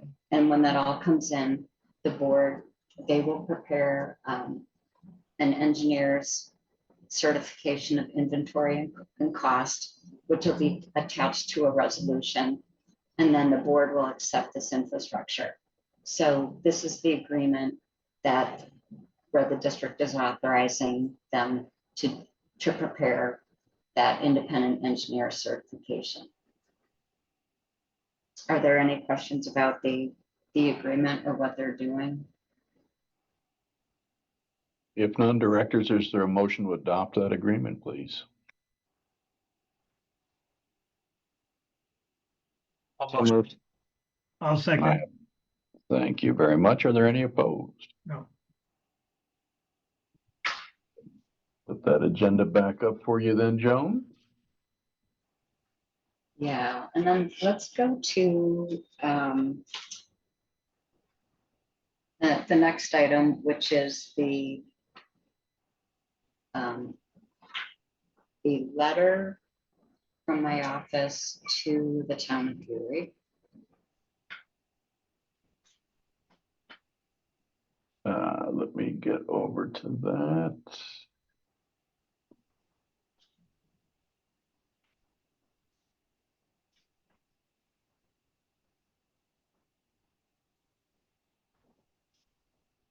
So as the directors for District 2 might recall, when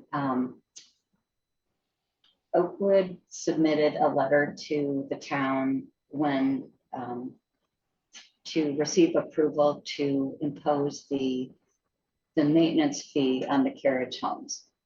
And attached to that was a study by an engineering firm of the anticipated maintenance costs as well as the anticipated amounts necessary for a capital reserve based on the infrastructure being installed. So TrueMark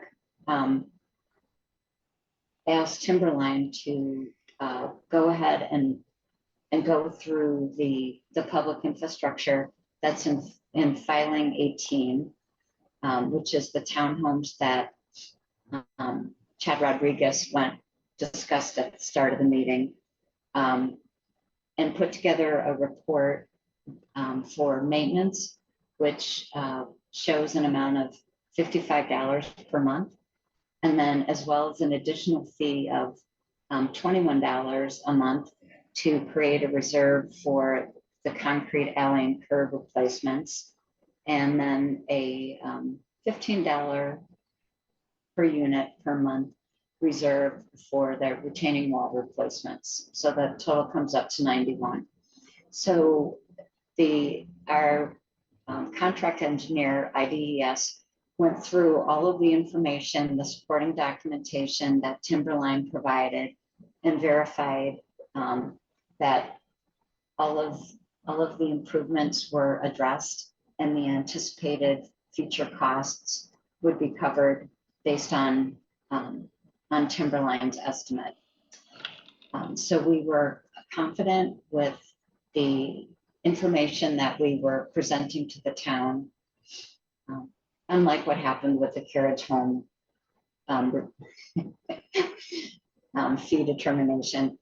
And Trumark asked if for District 2 to submit this letter requesting the town authorize this maintenance fee for filing 18, the townhomes. So this was presented to the town, and we haven't heard back with a confirmation or denial of the fee. So at this point, the board can't vote on imposing the fee because it hasn't been authorized by the town.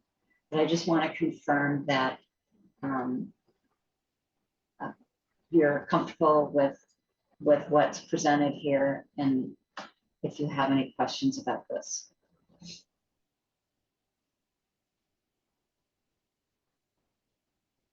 Okay, no questions. If we could move on to the next item, which is House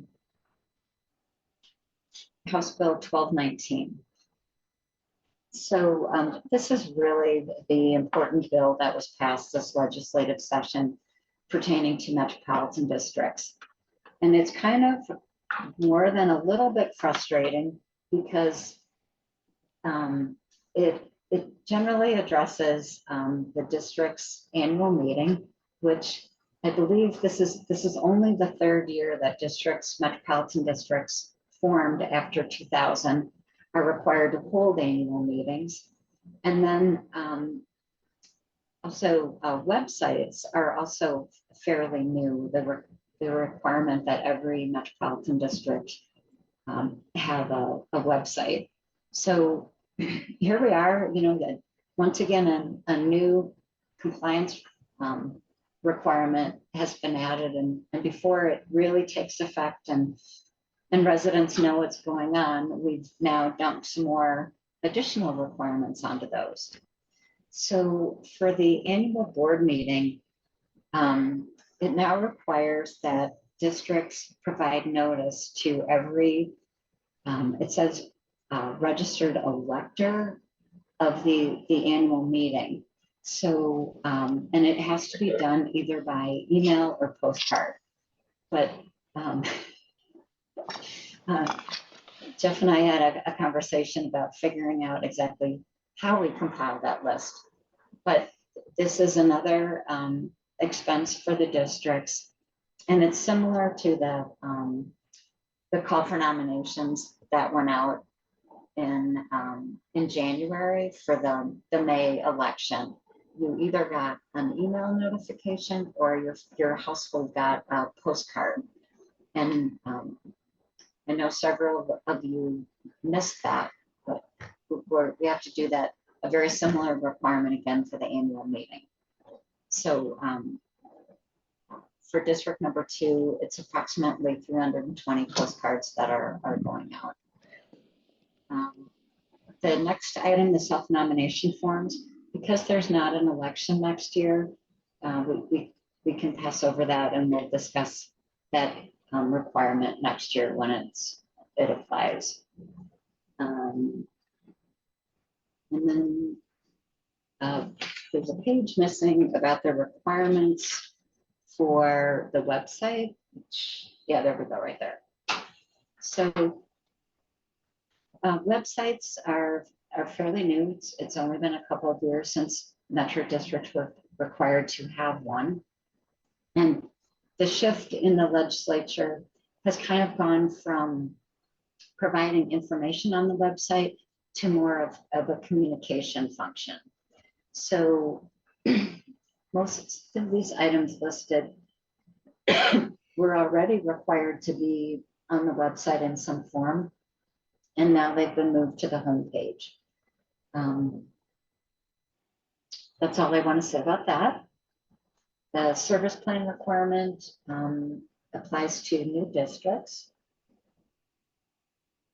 And the seller disclosure is not a district requirement, but for any seller of residential property located in the boundaries of a metropolitan district. So you can read that. So we can, Jeff, I don't know if you wanted to add anything on that since you're on the call. Anything else to add? Thank you.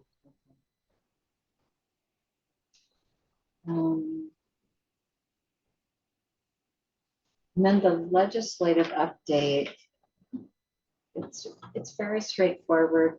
We just discussed the bill that has the most impact on metropolitan districts. If you have any questions on on this memo and the bills listed, you can let David or myself know, and I'll answer that.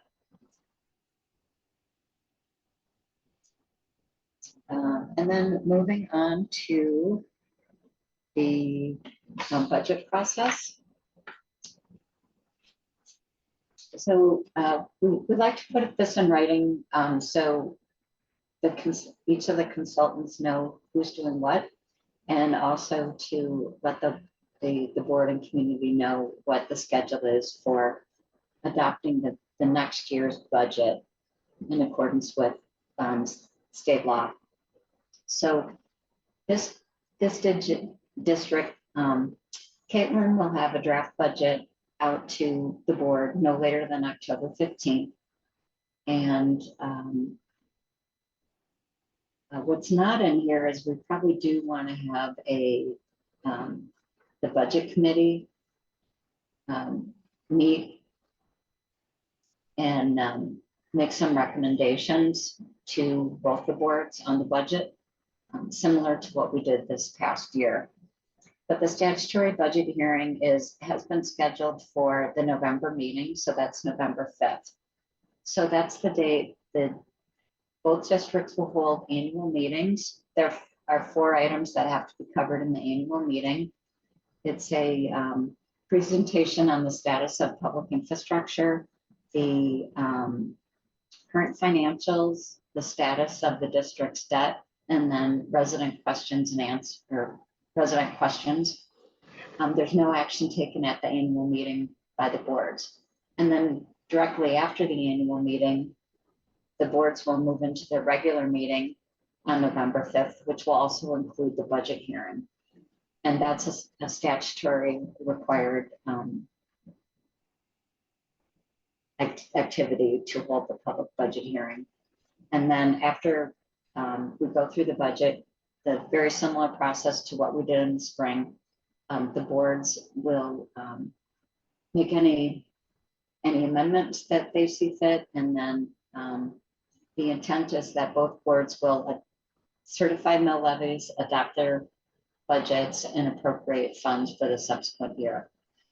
So this year, because 2025 was really kind of a crapshoot as far as budgeting and when the districts are taking over and how much things cost, we will be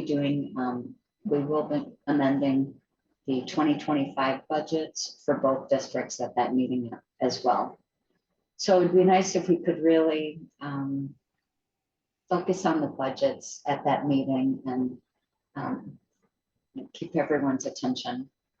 And then the next page is the statutory schedule of the budget process. Are there any questions about the budget process? We might want to just confirm who's on the budget committee. I believe for District 2, it was Keith and Andy.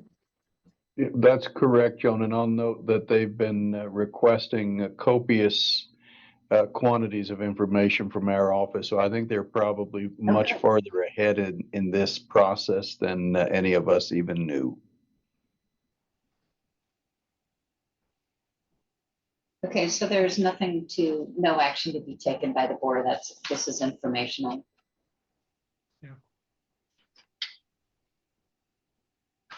And the next item is the settlement agreement.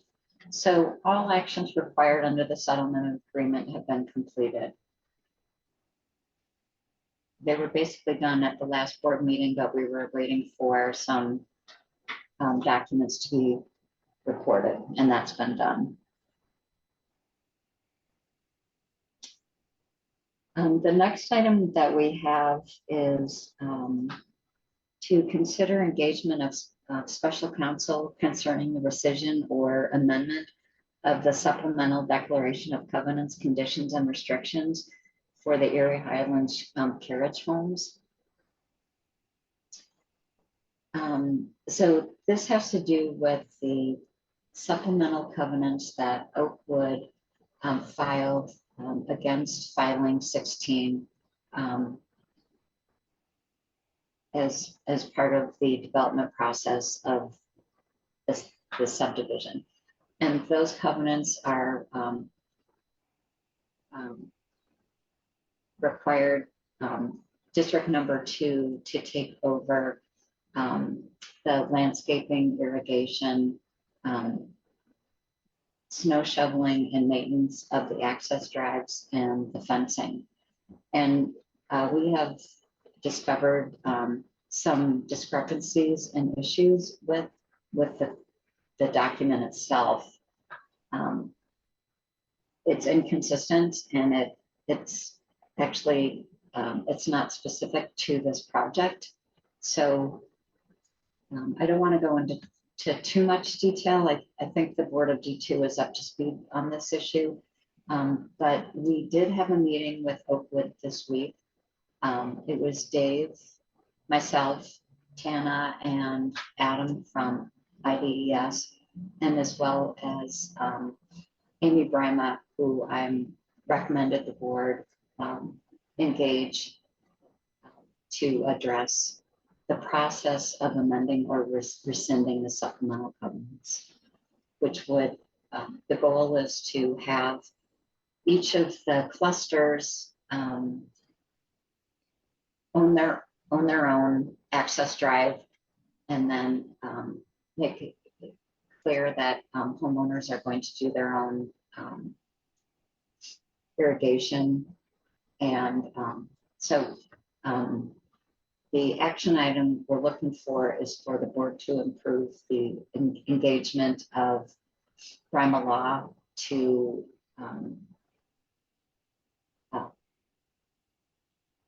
work through the process of amending or rescinding the covenants.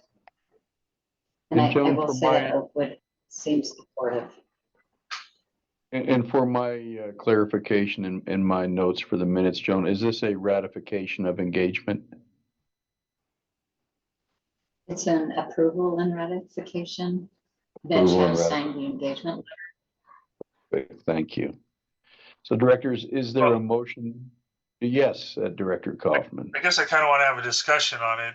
Do we need a motion first and then discussion? No, sir. You have the discussion with Joan all you'd like. I'm going to sit back quietly. All right, Joan, we got this in the email. It was pretty unclear as to what we're trying to do. I think I understand what we're trying to do, but my concern is who's representing carriage home folks. You know, I understand the district.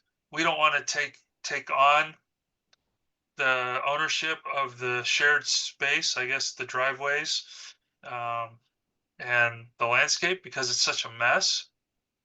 But who is representing the homeowners? And like my question was, okay, so we try to push it to the homeowners to own their shared driveway, but do they have a voice? Do they get to say no? So they do. We're not that far along in the process.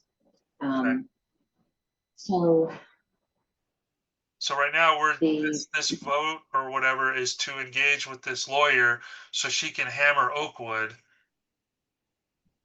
to get a better resolution on the covenants.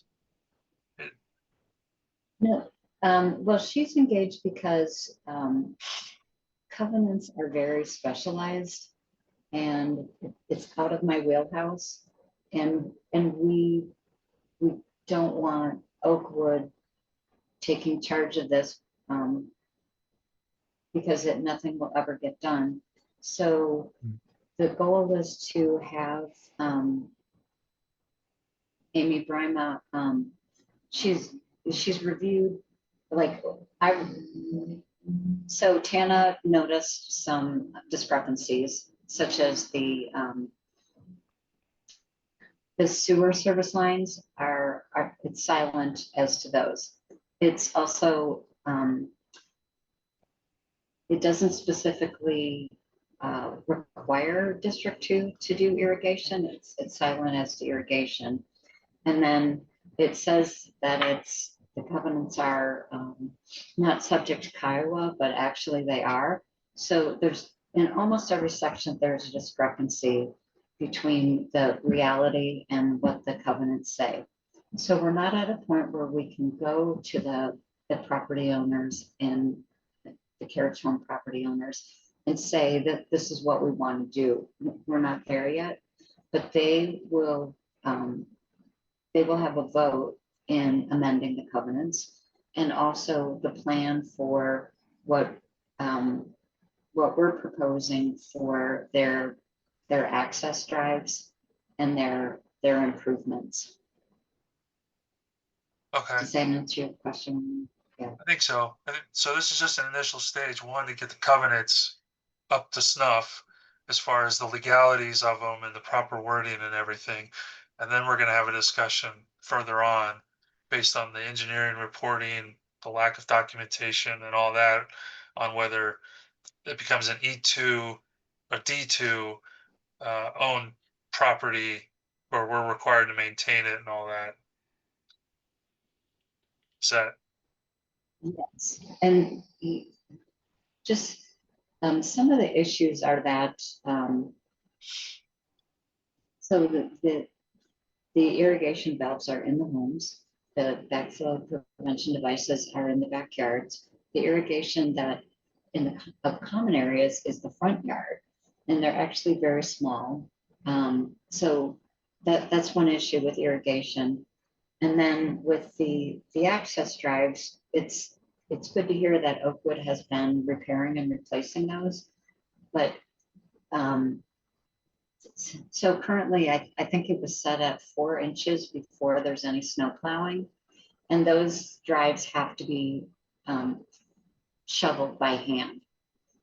So there's no consistency because of the topography.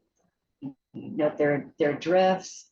Some driveways don't have 4 inches, others have 8 or 12, and so no one's driveway is getting shoveled.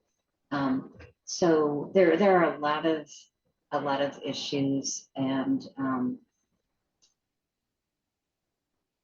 it's a lose-lose for the district to try and own and manage and maintain those. And the intent is that the property owners that are impacted by those shared driveways have the responsibility and the control over what happens with their driveway and what costs they're paying for. Okay. And obviously, moving forward and we get to a final resolution, if in fact the driveways and all the shared space are turned over to the homeowners, that would eliminate their $99 monthly fees, and then and so forth, right? I mean, we wouldn't keep charging them for something that's not a property and our responsibility. Correct. So the plan is that those shared driveways would be deeded to the homes that access those drives as tenants and commons. They all have the same ownership interest. And then they would have a shared maintenance agreement. So that all of the homeowners, and they can do it however they like. It's between them. If they want to hire, a company, and then they can pay attention to their drives, so that if there are any problems, they're the ones that notice it, and they can take action to correct whatever issues, and right away for their driveway. And I'd also like to say that District Number 2 has not accepted any infrastructure from Oakwood within District Number 2. It accepted infrastructure that was already conveyed to Districts 1 through 5, and we had to, do that little dance. So if the homeowners do accept ownership of their access drives, that's when the warranty period starts with Oakwood.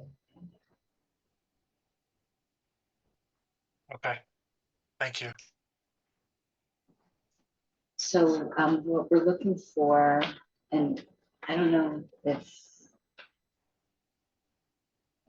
Brima Law's engagement letter, I know it wasn't in the meeting packet because we hadn't had a meeting yet to figure out exactly where we were.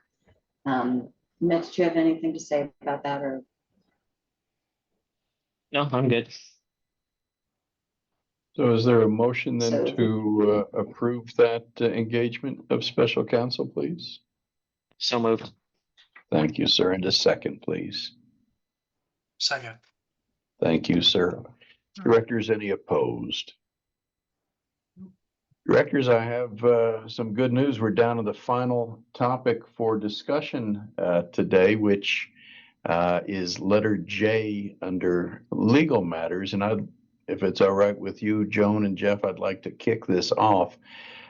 We've been having some discussion, as I mentioned earlier in the meeting, of splitting the 2 district meetings, and there are a variety of reasons that we would want to do that. But the timing for this really is not something that we're looking at for this year. It's something that we wanted to float a trial balloon past you to consider when we put together the 2026 meeting schedule. We would anticipate logically that since we're entering into the budget season, since there's so much overlap in the budget work for the 2 districts, that the 2 districts continue to meet jointly through the budget season.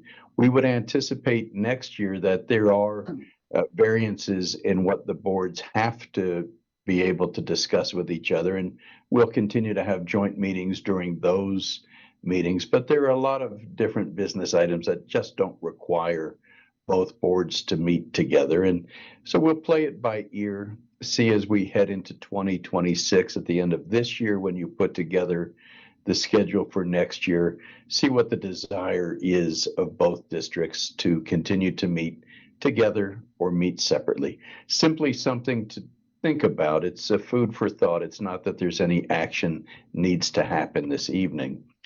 But I would ask that you consider the next thought for decision this evening. Next meeting is scheduled for October 1st. There really would not be a business need in and of itself for action anticipated on October 1st. That said, I think it might be beneficial to both districts, and I can't ask District 1 since they're no longer here in meeting, but it would be beneficial, I think, on October 1st to have that meeting continue as a budget session where you have the opportunity for the public to watch the conversations, the discussions you have on priorities, and to allow the public during the public comment period to address with you what they think some of their budget priorities would be as well. You're obviously not going to have a final budget put together at the end of this meeting. You're not going to take any budget action whatsoever at this meeting. It's simply just a public forum, if you will, for budget purposes. Joan and Jeff, even though your board is not here, any additional color you want to provide on that before we let the D2 board discuss it? None for me, Dave, thanks. District 2 directors, it certainly is up to you, and I throw it to you if you'd like to continue with that and go that route with a budget discussion on October 1st, or if you'd like to cancel the October 1st meeting. Either way is up to you. I would like to keep the October 1st meeting for, I mean, obviously we'll need to go over the budget with that being right around the corner. And I mean, I think, obviously I can't speak on behalf of the D1 board, but I think they'll definitely need to have some time to kind of recover after tonight's meeting and the loss of productivity from not being able to hold their meeting. So yeah, I mean, I think we definitely need to keep the October 1st meeting for a variety of reasons. Yeah. Is there any disagreement with Director Gonzalez's comment? Joan, you had a thought? Yes, so is the October 1st meeting being changed to a special meeting study session where no business will take place? Or is the agenda item just going to be discuss the 2025? I would think we would have a couple of things to talk about. So at least on the D2 side, we're going to need to have our contracts, I guess, signed for snow removal. Because if we wait till November, we might have an early snow. You know, you never know. So I'd like to make sure we have our snow, at least our snow plow and snow operations in place come October. Yeah, I would anticipate, Joan, keeping that as a regular meeting, but making it very budget centric in its agenda items and light on business that does not need to be conducted in October. Could it possibly be delayed a little bit until we have the September statements? We could cancel the October 1st and have the meeting later in the month of October if you like. In fact, since the draft budget has to be out on the 15th, we could move this back further by a week or even 2 weeks. Up to you, Director Matches. But we do have to have a draft budget out by statute on the 15th. Yeah, but it'd be nice to have September numbers. I think, I mean, if we can just get, the best numbers that you guys can to handing them, I'd prefer to keep the October 1st, just that way we're not scrambling by pushing it out a week or two and then having to be up against the October 15th deadline. So, yeah. I mean, I think we should do what we can to keep October 1st as a regular meeting. Yeah, I'm not, yeah. Will Caitlin be at the meeting? I can have her at the meeting if you like, Andy. It's something I've not typically had the accountant at any of my district meetings just because my background is finance and accounting as well. So it seems like a double up of expenses. But with that said, I'm pleased to invite her if you would like her there. Well, I've been in accounting my entire life, and I've always found budget demands are too soon. It'd be nice to have September numbers. It'd be nice to have August numbers, I guess. Maybe August numbers and best guess for September. For sure you'll have August numbers because those should come out here shortly. The September numbers she can provide, I would anticipate a 30,000 foot view. It won't be exact because we won't have account statements, but we do know what the payables were and we know what approximate balances. We can update the cash position as of that day. Right. Yeah, having an idea of what we're spending in September by a good estimate by your financial statement numbers. Absolutely. The debt side should be relatively simple. Okay, the general fund side is going to be fun. Yeah, debt is very easy because it's an AM schedule you're working off of and your mill Right. levy is determined. So that's an easy one. And to a certain degree, the general fund discussion at least is simple because your mill levy has to be max mill levy anyway All right. for next year. So it just becomes the expense side. But we go back to Joan's O&M. letter. When will we have our information from the county as to assessed values? We have the preliminary AV came in. And so I can do a quick calculation for you. In fact, I'll put this here to send to you tomorrow. I will tell you what using it's only preliminary, Andy, and it's always subject to change, but I can tell you based upon the mill levy and that preliminary AV, what your general fund revenue will be. All right. And I'll get that out to you tomorrow. Because the issue with D2 is we have homes that have come on to residents, and then 1.5, 2 years later, we get the full value of the real estate tax. So it might be easier to forecast expenses than it is revenue until we know that AV number. Well, you have to approve the budget. You can, and because your AV is max, it doesn't leave a whole lot of room to worry about. Sometimes will have boards approve budgets subject to a change once the final AV is in, to make sure that we're hitting a certain revenue. But in your case, that's really not an issue. Let me do this. I'm going to pop this up on the screen for you to see. Yeah. And you can see your AV, and I'll calculate it out for you tomorrow and send it to both you and I'll just send it to the whole board. I don't care. But here's the preliminary that came out. You went from 11.7 in AV to 13.1. So it's a decent bump in what you would expect for tax revenue next year based upon that AV increase. It's proportional. So what you're looking at is 11 divided by 13, and that's how much increase you have for next year.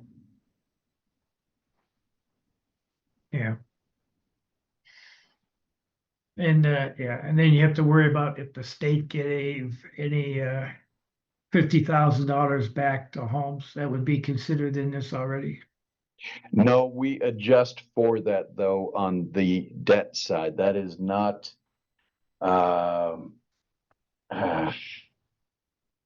It is not, I believe, shown in the preliminary, but I'd have to check with the county. That's a good question, Andy. And I don't remember if that was for 1 year. I don't recall if that was a 1 year thing or a 2 year thing. But I think it was more than the 1 year, but I'll have to check. Joan and Jeff, you're much smarter than I on these things.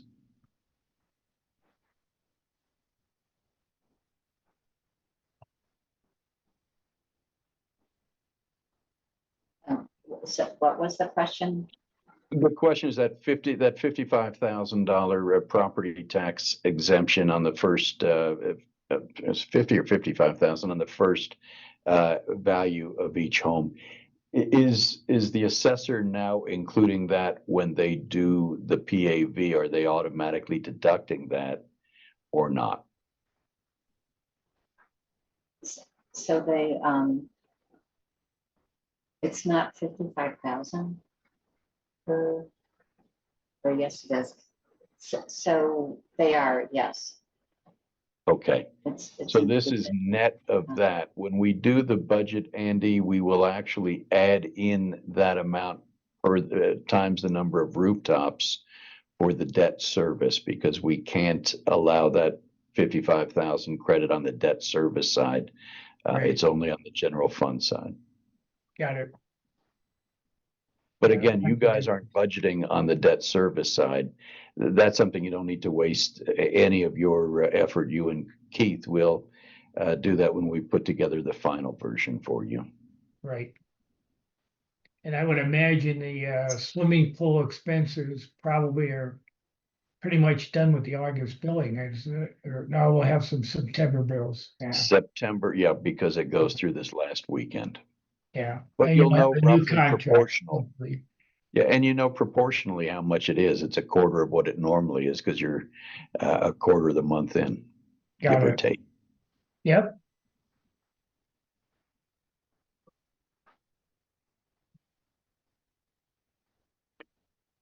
So directors, what I'm hearing is you would agree we should continue with the regular meeting in October 1st. We will make that a budget heavy